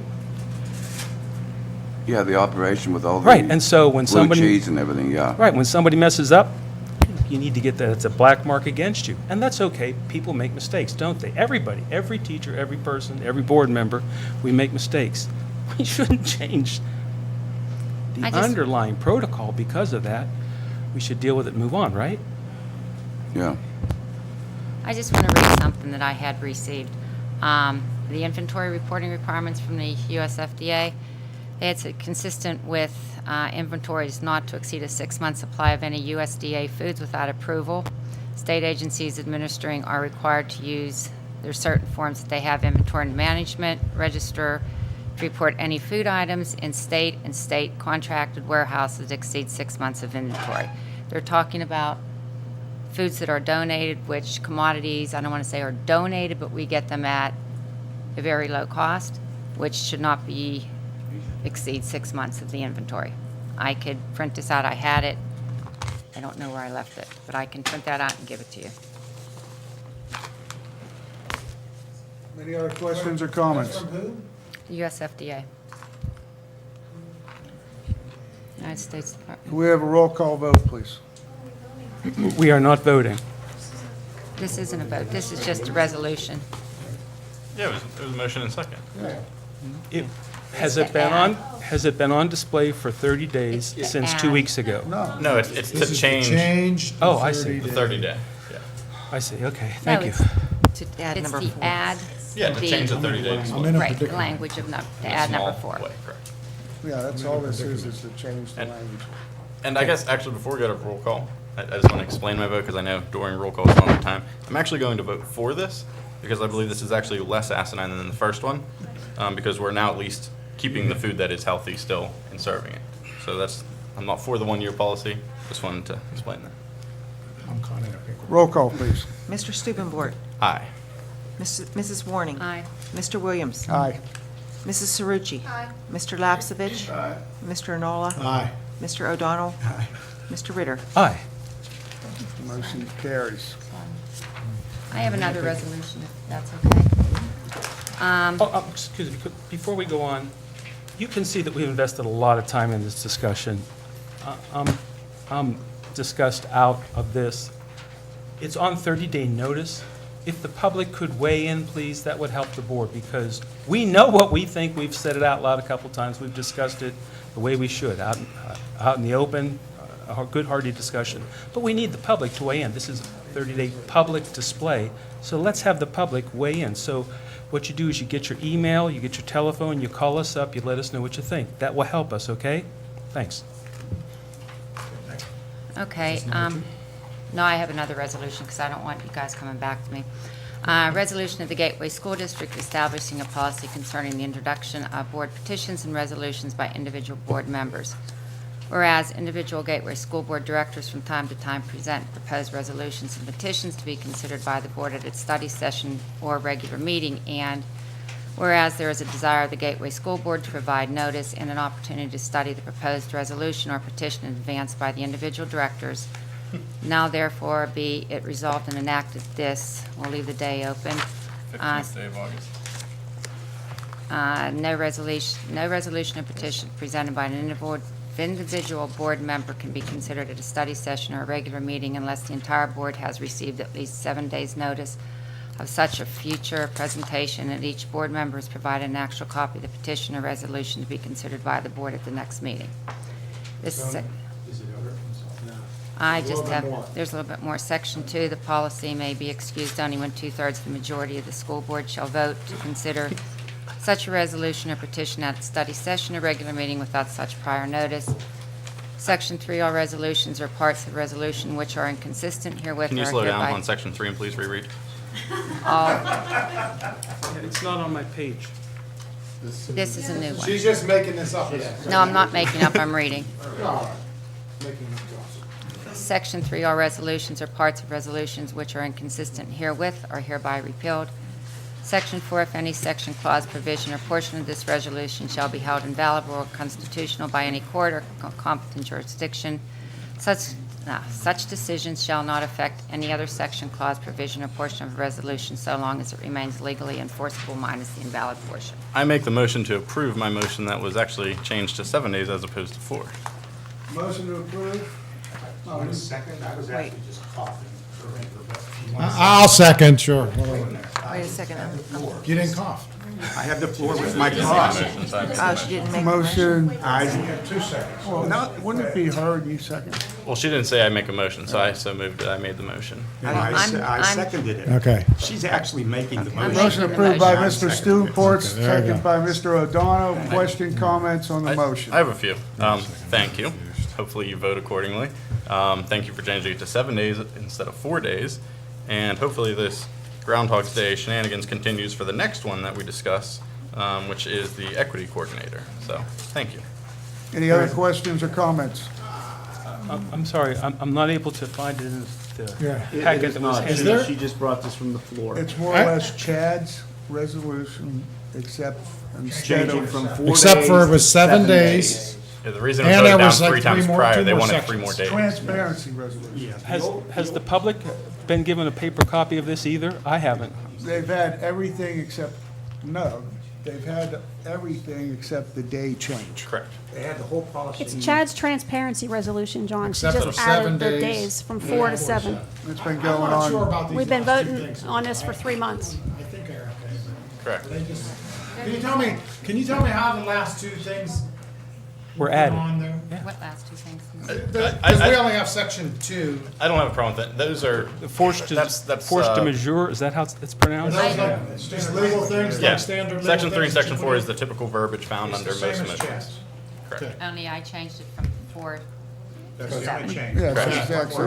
4 days was completely inadequate, and it gave people an opportunity to hide things, so now she's making it 7 days. So we increased transparency. Okay, can we have a roll call vote, please? Okay. Okay, Mrs. Warning. Aye. Mr. Williams. Aye. Mrs. Cerucci. Aye. Mr. Lapsevich. Aye. Mr. Nola. Aye. Mr. O'Donnell. Aye. Mr. Ritter. Aye. Mr. Stubenborg. Can't make this stuff up, aye. Motion carries.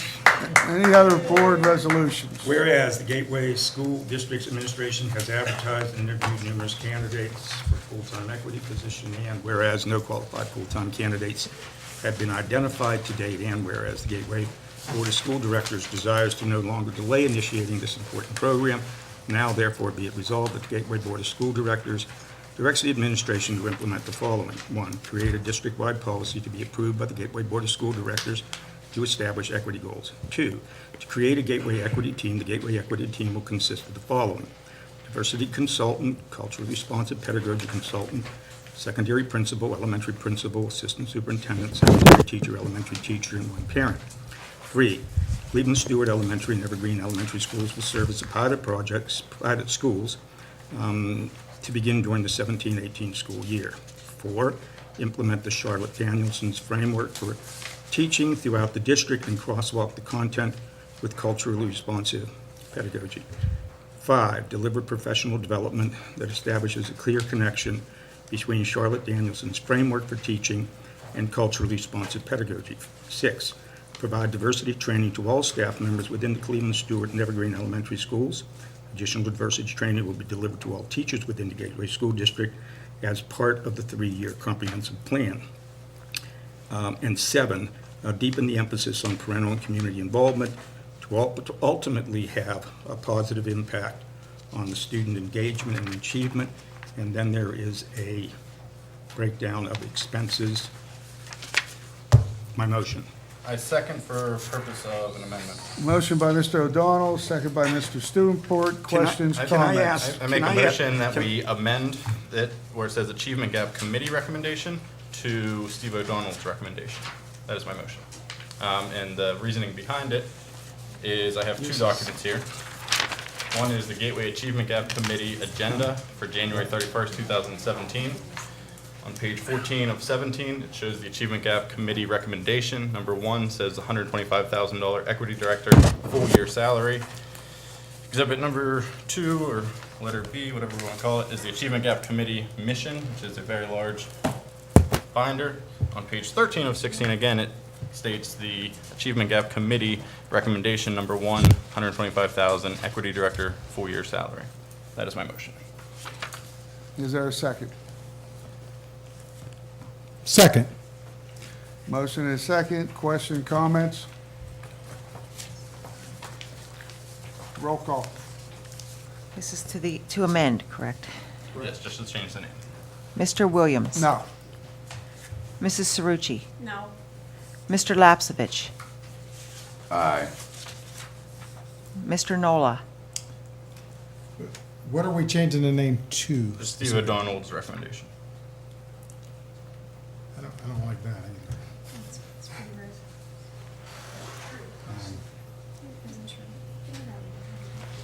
Abstain if you want. All right, I will abstain. Mr. O'Donnell. No.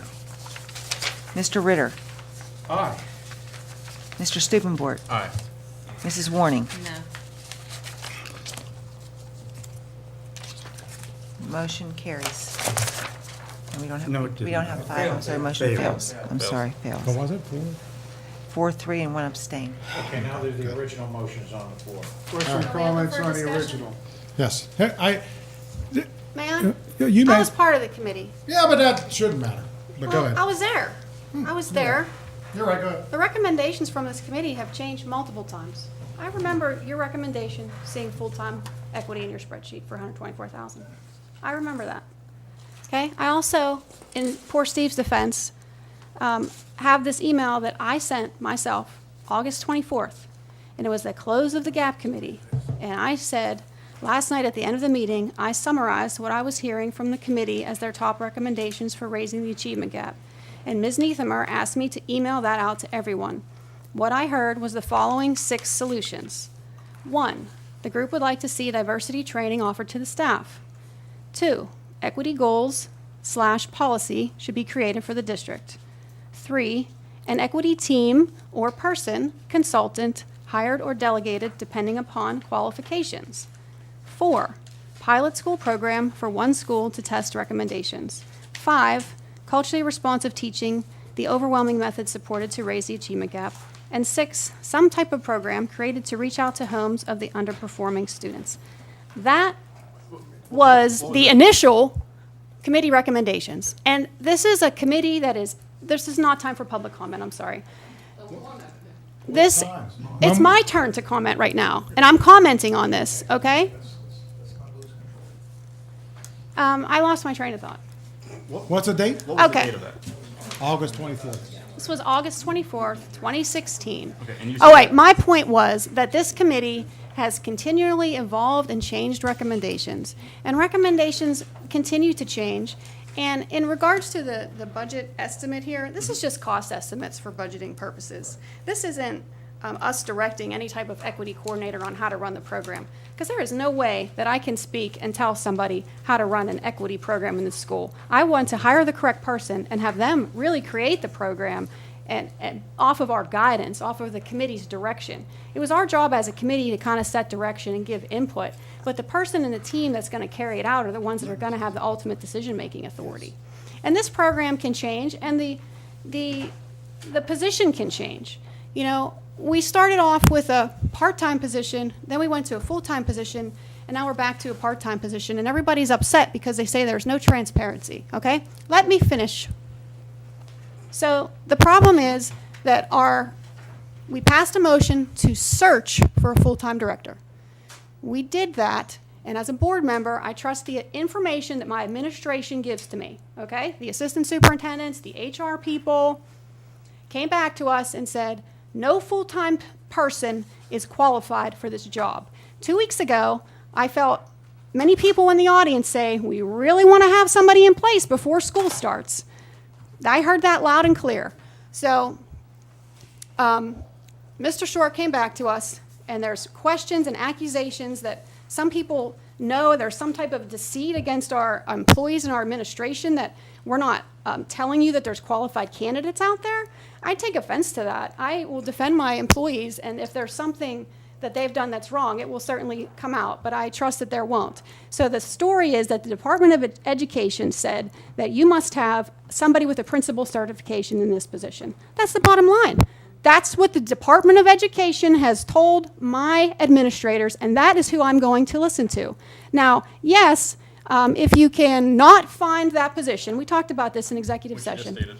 If you cannot find that position, if there's nobody qualified, you may be able to, no, based on their approval, okay? Yeah, you just keep interrupting me. You complain to me about interrupting. You're constantly interrupting me tonight. So you keep throwing me off my train of thought. So, I know what I was going to say. So, you know, if you think back to when we were searching for an assistant superintendent and a curriculum director, we had a plan. We had just promoted Bill Short to superintendent, and the next goal was we need to hire a superintendent, assistant superintendent, and curriculum director, right? Did that plan change? Yes, it did. Do you know why it changed? Because we had 2 phenomenal assistant superintendent candidates. They both had experience in curriculum, and one had experience at an elementary level, and one had a position at a senior high level. So what did our administrators, who we pay to run this school, come to us and say, I think we should change the plan because we have 2 really good candidates, and I think we can make it work with these 2 candidates. I don't want to let them get out. I don't want to let them get away. And that's what we did. And these 2 gentlemen have been phenomenal this last year. So just because something changes, don't assume that we're trying to do something underhanded. We're not. We are committed to this program.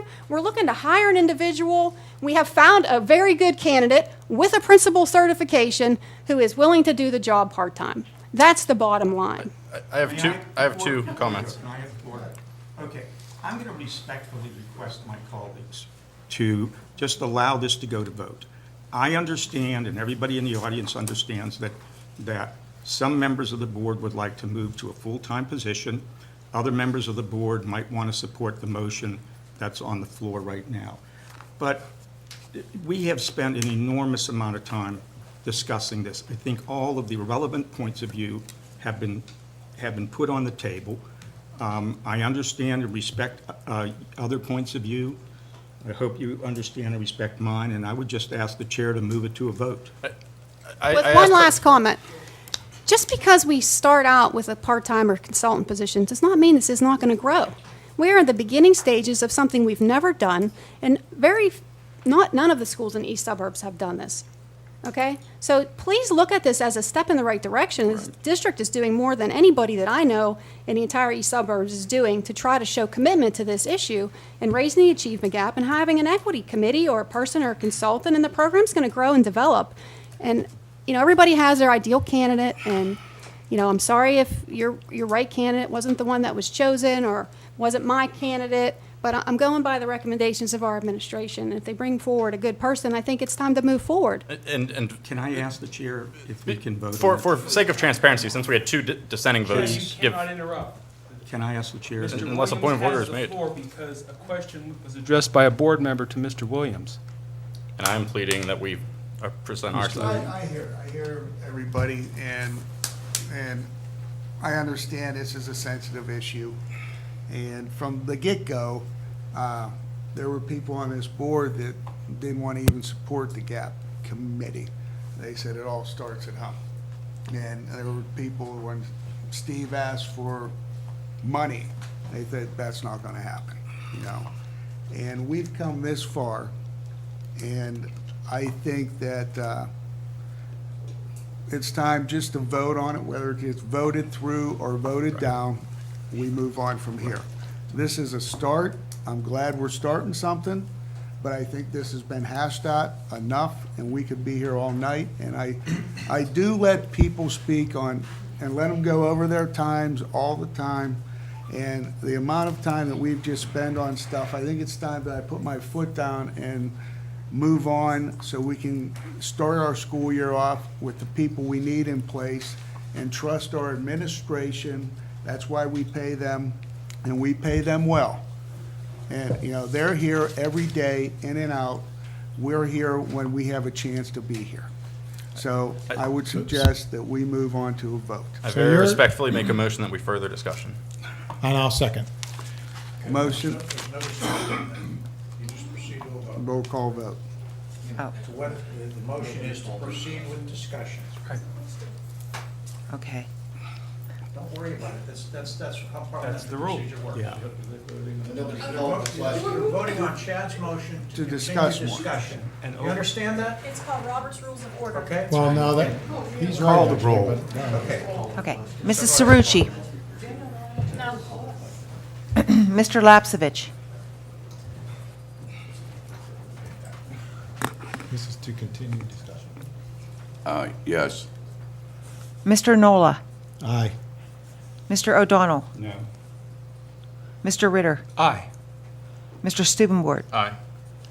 Mrs. Warning. No. Mr. Williams. No. Motion tied. Is it tied? Fails. 4-4. Fails. Okay. So now you proceed to the vote on the original. Well, only if he calls it. There's a Oh, vote. He's, that's he, what he I already did. called a roll call. so you're telling me you let two people speak, but you're not going to let other board members speak? Thank you Exactly. very much. Thank you. Mr. Lapsevich. What are we voting on here now? Steve O'Donnell's motion. We're voting to hire the Exactly the way this is. part-time or consultant Not- instead not of the committee's full-time. recommendation. Not the committee's recommendation. Yes, sir. Right there. Yes. Mr. Nola. No. Mr. O'Donnell. Aye. Mr. Ritter. I, with exception to the instructional coaching / tutoring at $75,000.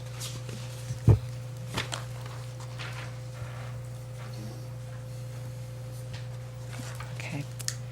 Mr. Stubenbort. No. Mrs. Warning. Aye. Mr. Williams. Aye. Mrs. Cerucci? Aye. Motion carries. Motion carries. Any other motions brought forward by school board members? I make a motion to hire a full-time equity director that services all buildings, not just two. Second. But didn't we, I'm sorry. Yes, we Motion voted and a yours down 3 second. times as well. Questions or comments? Didn't we just, didn't you? Yes, we approved. Just vote on it, just vote, I'm sorry. We have a roll call vote, please. This is for Chad's motion for the full-time equity. Yes. Okay, Mr. Nola? Aye. Mr. O'Donnell? No. Mr. Ritter? No. Mr. Stubenbort? Aye. Mrs. Warning? No. Mr. Williams? Aye. Oh, my goodness. Mrs. Cerucci? I don't know what. Mrs. Cerucci? No. Mr. Lapsevich? Do you understand the motion? Is this, Against himself, he didn't understand. This is for Chad's full-time position. is this for all the No. buildings? Yes, instead of just 2. Except, okay, I'm sorry, yes. what was Mr. Williams? I was a little He was an confused. aye. Mr. Williams voted wrong. Well, you're allowed to amend your vote. Yeah. Isn't that It true? fails either way. It's gonna fail either way, but Yeah. just so you know, because you're in the midst of voting, you can still amend it. You can change it. Once the voting is over, there's no amendments. Well, no, we've done that We, before we, too. we have done that. Okay, well. George's vote was, Either you or some member of your, I'm the guy, You're- I'm the boss. The phone system. I got the big name. well, the bottom line is either you did it or one of your people that represent you did Neil, it. that's Bonnie. not on the table. Bonnie, It's amend the- mine. That's another issue. okay. You're right. Okay, Scott's a no. And Mr. Lapsevich, was yours a yes or a no? I didn't. Yes. Yes. I make a motion that we hire a second part-time equity director. Second part-time. Was there a second? Don't do this. Don't drag it on. Yeah, we shouldn't be able to talk about how we feel. Well, yeah, we've already been silenced once. I'll second that. Roll call? No, there's questions first, right? Can we get questions? You want to? Okay. I'd like to ask why you're bringing these motions. Yeah, that's a great question. So Thank you. I would have explained some of these had I had the opportunity to have done so. First of all, there were a few discrepancies in Mary Beth's presentation. So she had stated very accurately that recommendations change all the time, and then she stated the recommendation from August 2016, when I stated one from January 31st, 2017, which included the full-time equity director. We then went on to compare it to the assistant superintendents, where we went to hire 2 full-time positions, both a curriculum director and an assistant superintendent. We ended up hiring 2 full-time individuals. Now we're taking a recommendation for a full-time person and cutting it down to a part-time. This is a full-time problem. This is not a part-time problem. And to fix it by putting, someone in here for a few hours, first of all, does not follow the recommendations of the committee. And second of all, does not, I believe, at least, does not adequately move forward the way we need to. One other thing. So when I made the motion and when we had 7 board members vote to search for a full-time equity director, right? The motion entailed all buildings, not just 2. This isn't, a service that we look at for just 2 schools. This isn't a service that we even look at just for a part-time. I'm sorry to say it, but we're half-assing it. And if we do half-ass it, we don't know what the true outcome is, right? So if we look at it next year and we say, oh, well, it didn't work, I guess we're going to get rid of the equity director. We never actually truly went by the data, went by the recommendations of the committee, and gave it even a fighting chance. So whether you're for it or against it, and I think I do have a different view than most, right? I never said this is the golden bullet. I never said that this is the magic pill. But there's data that supports it may work. And, we don't have data that supports, that a full-time social worker and a part-time would work. And that's really one of the reasons that was voted down 7-2 at a previous board meeting. So now we have this motion that's been voted on 3 times, voted down with, again, we're getting back to the data, right? We have piles and piles of data supporting that this may work. And I'm not saying this is going to work, but it may. And there may be things that we tweak and it may not work. But there's data that suggests that it may work. And just like you had eloquently put with the food service, right? You have to look at data, you have to look at statistics and make an educated decision. We're a place of academia, and to just vote based off of feelings or what we think is right, or we don't like this, or we don't like that, it's truly troubling. So. All right, so since I asked the question, you gave an eloquent answer. Thank you very much. I would like to say this about the Achievement Gap Committee's report. It is not a mandate. The board is not required to follow the recommendations made by the Achievement Gap Committee. They will not receive an award or a bribe of any kind if they choose to follow it, and they will not be punished Correct. or litigate against if they choose to not follow it. It is only a recommendation. There are no strings attached. Some committee did some amount of work, and it was good work, and they offered it with no strings attached for the board's consideration. The board then chewed on it, the administration then chewed on it, and we took the input from them, and here's where we are today. This is So not we have administrative no requirement to follow the recommendations of a committee that was formed in order to give recommendations to the board. Can I make a comment? Are you done? No, he raised his hand first, but then you have something to say. So thank you, Neil. Yeah. Oh, I may speak? Thank you. Let me say this. You just said that Achievement Gap Committee, but it says right on it, Achievement Gap Committee recommended and estimated cost, recommendations and cost.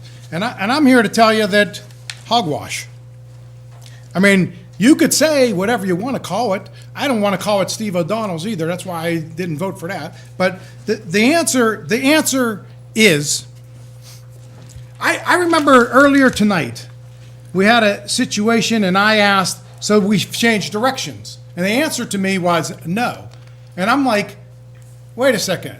We were looking for a full-time director. Now we're doing something different. We didn't change directions? Well, that's wrong. We did change directions. And I don't care. Maybe you can't figure it out, but we changed directions. That's the first thing. We changed direction. And we were notified an hour ago. When we changed direction,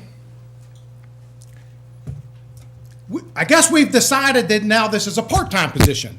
Have we interviewed for our part-time people yet? Our interviews have only been for the full time. When we interview for different positions, sometimes it takes a little bit longer than a month to find a position? A particular position? Yes. So we're giving it these couple weeks and then that's it. We're just moving on. Like that's it. Like I don't know if we found the person, didn't find the person. You do know, because you were in executive session, so don't lie. You do know.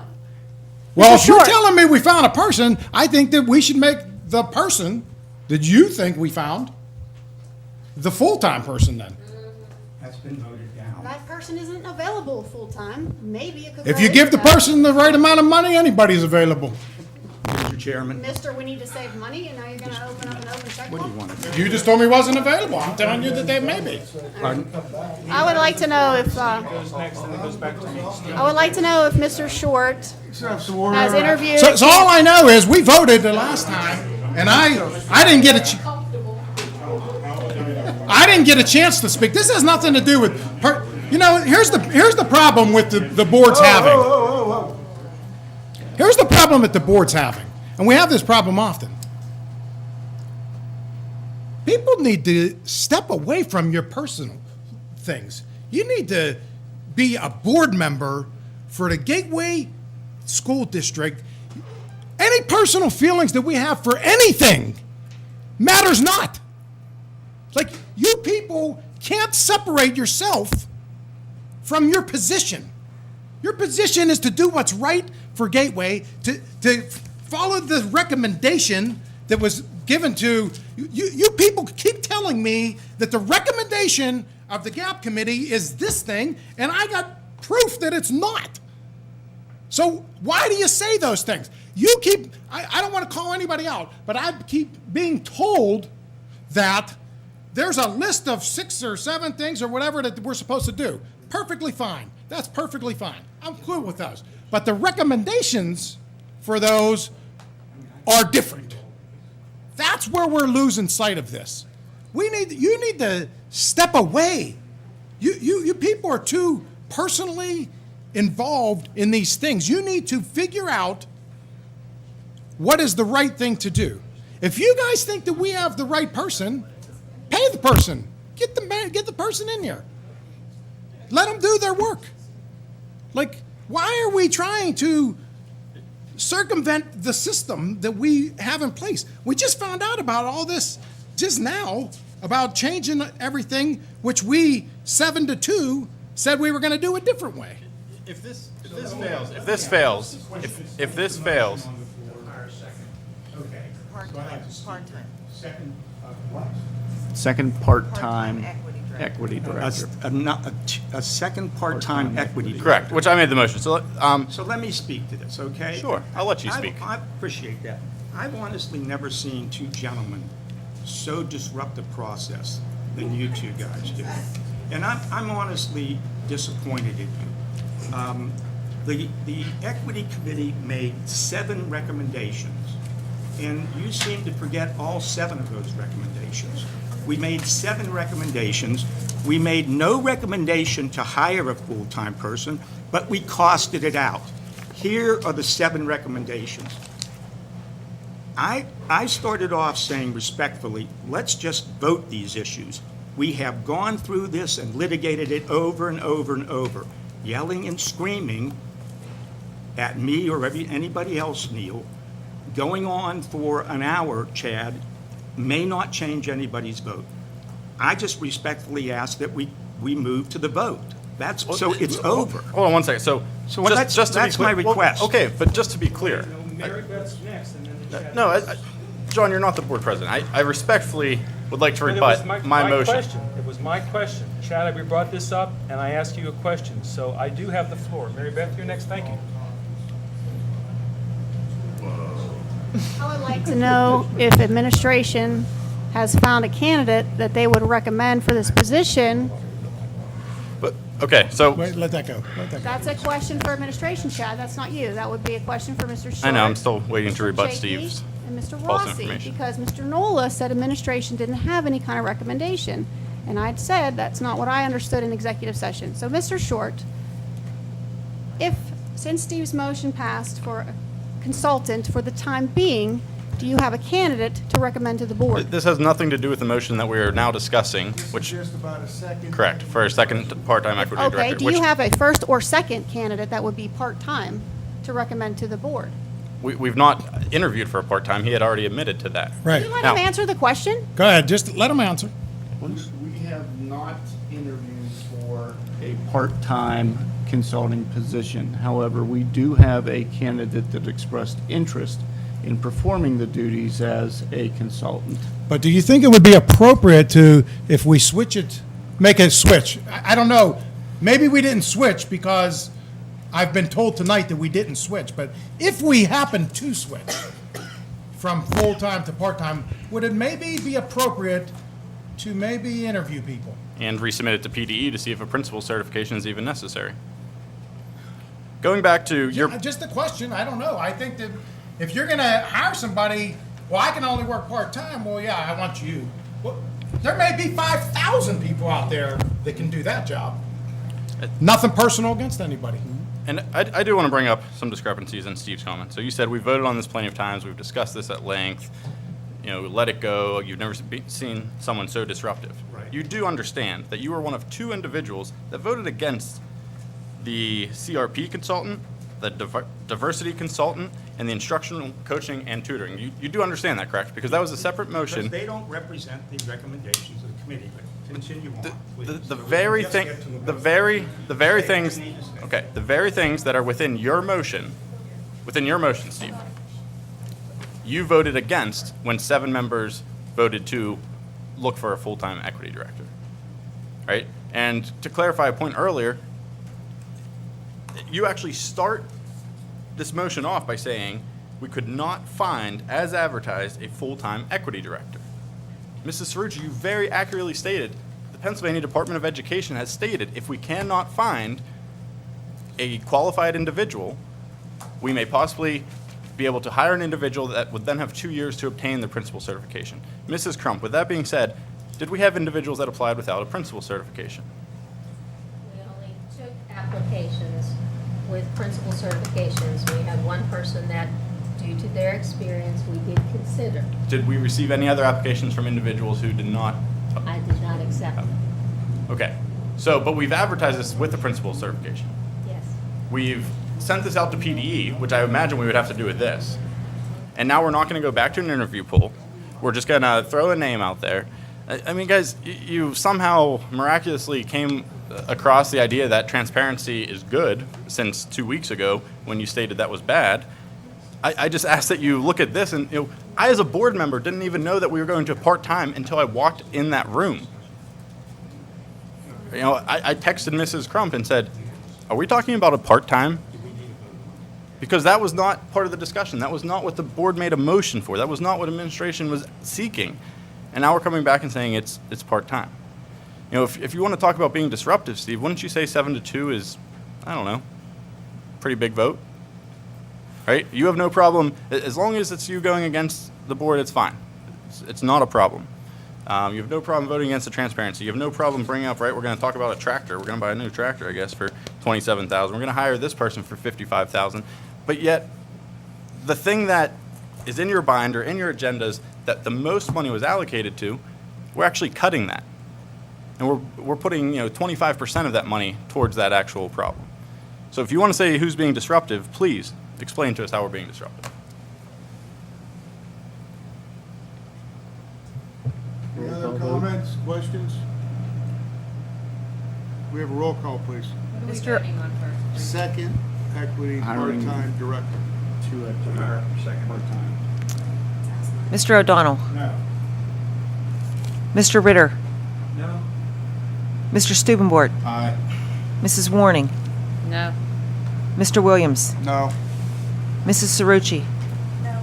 Mr. Lapsevich.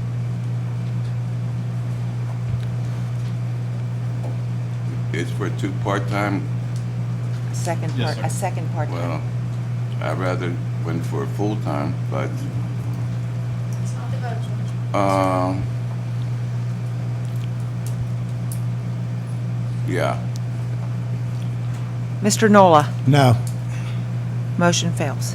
Okay, I'm going to make a motion to, I'd like to do one of two things. I'll ask the board. Either a motion to adjourn, okay? And we'll attend to these other issues later if the board would like to. Or I'll make a motion to empower the administration to reach out and implement the proposal that was put on the table and approved. And we already know that he has a candidate in mind to go out and negotiate the terms and conditions of that agreement and then submit that to the board. So with the I would be in board. favor of your second. All right, so then I will, that's my motion, okay? Can you say that Bonnie again? did not get that yet. I don't quite. All right, I move that the administration, help me out here, Bruce, the administration be empowered to implement the proposal that was passed, to go out and hire the appropriate personnel consistent with the motion that I put on the floor, which would include the beginning of an equity director. And implement And implement the proposal. the proposal, and then I would like you to circulate the terms and conditions that you agree to with those individuals with the board. So that this does not come back up to the board for a vote, or are you? I don't think it needs to come back up to the board. We've passed Empowering it. him to just go ahead Okay, and hire somebody go ahead and to those hire. numbers. We've already laid this out in the proposal. There's a proposed budget in there. I think you should follow the proposed budget and move on. So moved. Just second it first. Second. Motion by Mr. O'Donnell, second by Ms. Now you Cerrucci. can discuss. Questions, comments on the motion? I have a question. We just passed a transparency policy. Does that fall under that? It's nothing new. I think it does. So he would need a supermajority for that to pass? Yeah. Very good. I make a motion that we call to vote. Second. Not enough votes for it to pass. Bruce. I need 6 of them. That didn't, well, there's other questions on several motions he just read. So it either can't have to apply to the goose, has to apply to the gander. We can scratch them for the record if that It makes sense. never was raised. You know, the question becomes. The policy was on the table. Parliamentary procedure. Steve's right. Yeah, the policy's on the table. Which policy? The transparency, the was actually approved. part-time policy. It was actually approved. So those motions were raised and not consistent. So I think for purposes of this evening, we ought to be consistent with that practice. I agree. We That should was scratch five- all that was motions that I five- made. 5-4. You can't undo what you can't unring a bell. I can show you a video if you do. I think that you've passed a policy that says if you're going to introduce something new, you've got to let the board see it for 7 days. And that's what you did. And to not implement it tonight, well, then when do we start implementing it? Next month? I mean, once you pass that and it's in place, I think you have to live by that. It doesn't take away from the fact of what you've said, Steve, and Mr. Short, you can take a direction from that. You just can't make a formal offer until next month. At the study That's session right. for an action. At the study session. Okay, that's acceptable. Because you're giving them the 7 days notice right now, Steve. So the days start to run from tonight. And 7 days from now, if you want to convene a meeting and appoint that person. Bruce, I'll be okay with that person. So we're just Let's go scratching on. that motion and second. Just So the motion's withdrawn pursuant to a procedural problem. okay. All right, move on. Tractor. Tractor. It's tractor time, which is also my recommendation. Let me get to it. Tell me what happened.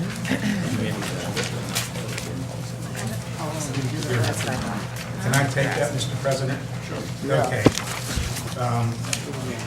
I move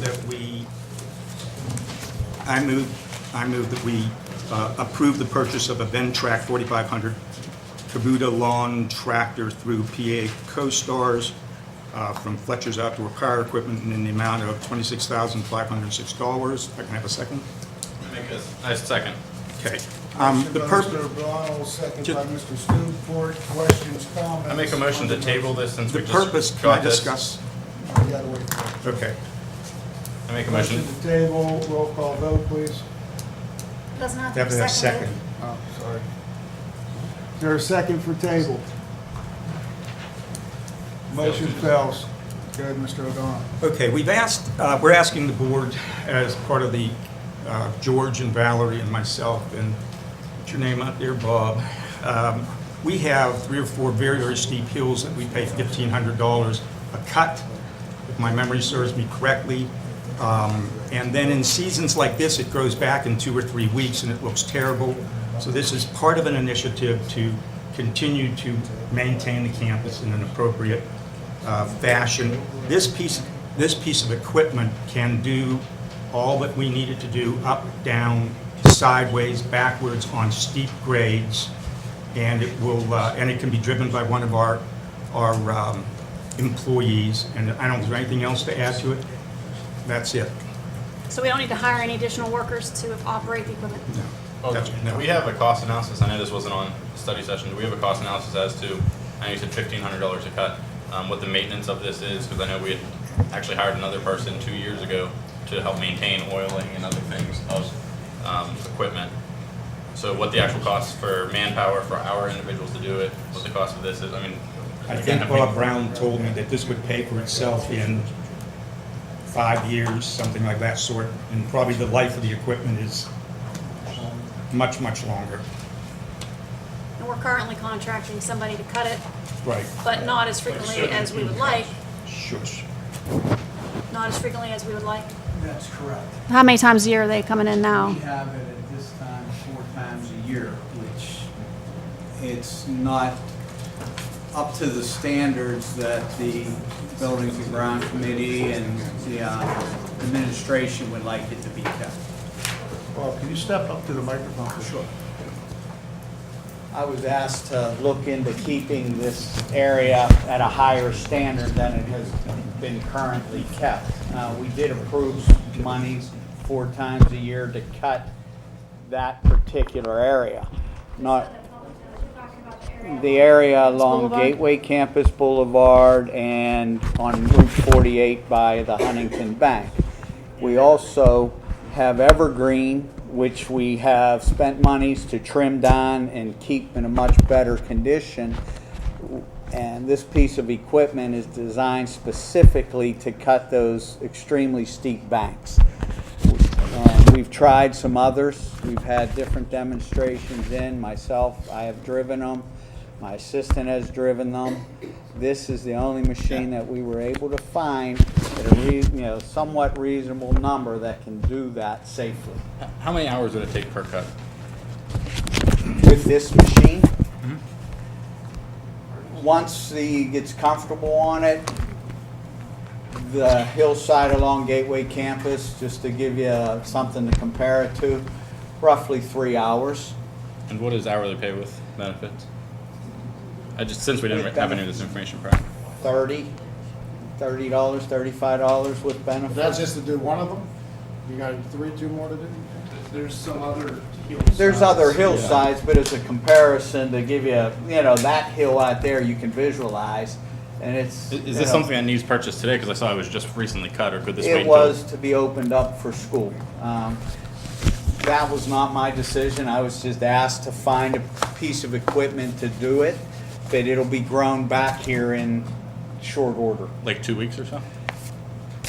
Depending on the weather that we get, and lately we've had a lot of rain and sunshine, it's faster than it has been in years past, The so. committee just felt, we've been woefully inadequate over the last number of years in terms of picking up the pieces of equipment and sometimes attending to the issues that need to be attended to maintain the campus in an attractive fashion. As Scotty says all the time, we're always up for sale, and he's right about that.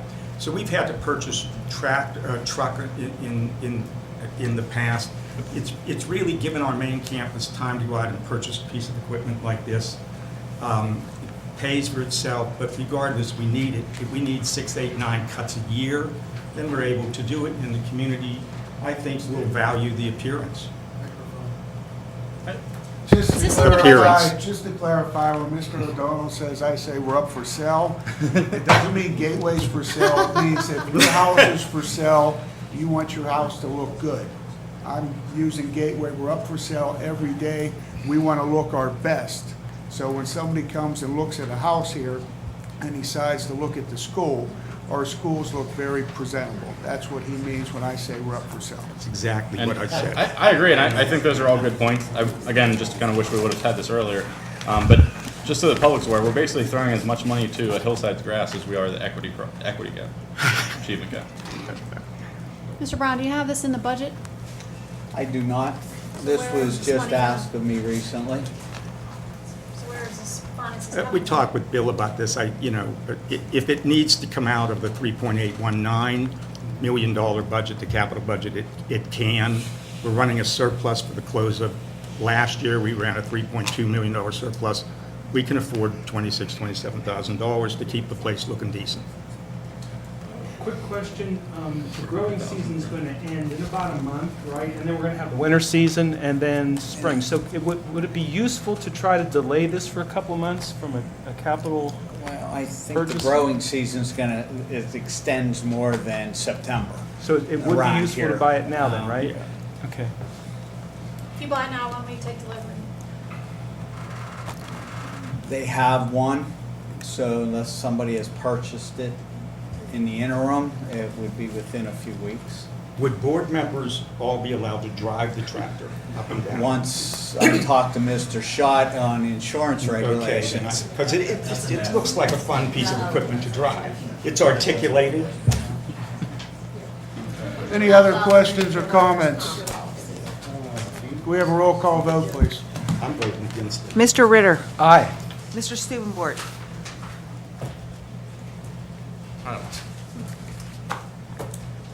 I guess. Mrs. Warning. Aye. Mr. Williams. Aye. Mrs. Cerrucci. Aye. Mr. Lapsevich. I got a question for Mr. Brown. How many bids did you get on that tractor? This is CoStarz. We looked at the folks that handle these type of equipment. Yeah. Primarily E.H. Griffith and Fletcher's that have carried it. There's very few of these types of machines. The only other one that we could find that could do it was a lot more money through E.H. Griffith. It was a Toro. We found out that this particular machine has been used by Westmoreland County Parks and Recreation, City of Pittsburgh, Norwin School District. That's why we brought in these folks to show us what they had. The other lesser cost machines, I felt very uncomfortable cutting those hills. I was on them myself. There's just not a whole lot of this type of equipment out there available. So we went to, two primary folks that handle these type of equipment. Okay. Did you check into goats or anything? Goats? I don't think that would be part of Monroeville's, They'll be more reasonable. maybe, and fertilize as well. How big of a spread does that cut? It has a 6-foot cutting surface. Okay, thank you. George, yes Mr. or Brown, no? real quick, Yes or can no? you explain CoStarz for the public? Yes. CoStarz is a purchasing group that these folks already bid these items through the state. Therefore, we are not required to rebid them out to the public. They've already gone through that process, and by doing that, we can purchase through that and a few other type of buying groups that just save us time and money for public bids. They've already gone through that process. That's similar to the phone system, right? We're voting. George, yes or no? George, George, yes or no? Yes. Yes.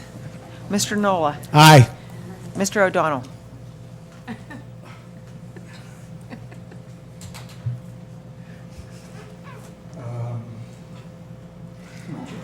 Oh, really? Yes. Come on, Scott. Motion carries. Any other resolutions by board members?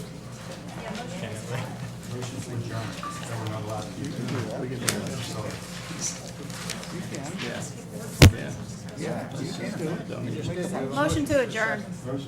A motion to adjourn and a second. Before, if I could say one thing about Of course. okay. Is this a public announcement? Yes. So, 10 years ago today, we lost a Gateway student, Demi Bray Kusha, close with the family. So before we adjourn, and I just want to send our thoughts and prayers with the Kusha family. I know this is always a difficult time, a day after what would have been her 26th birthday. So it was a horrible tragedy. Thankful very much for Jody and Mr. Kusha, or Dr. Kusha, for putting so much time and effort into really making sure that Demi's life goes and is remembered. I'm sure they've saved countless lives and have done a fabulous job of educating the students of the Gateway School District about dating violence. So I just wanted to throw that out there and say, the Kusha family, thank you for everything you do, and our thoughts and prayers are with you. Yep. All those in favor signify by saying aye. All opposed signify same sign. Aye. We're adjourned.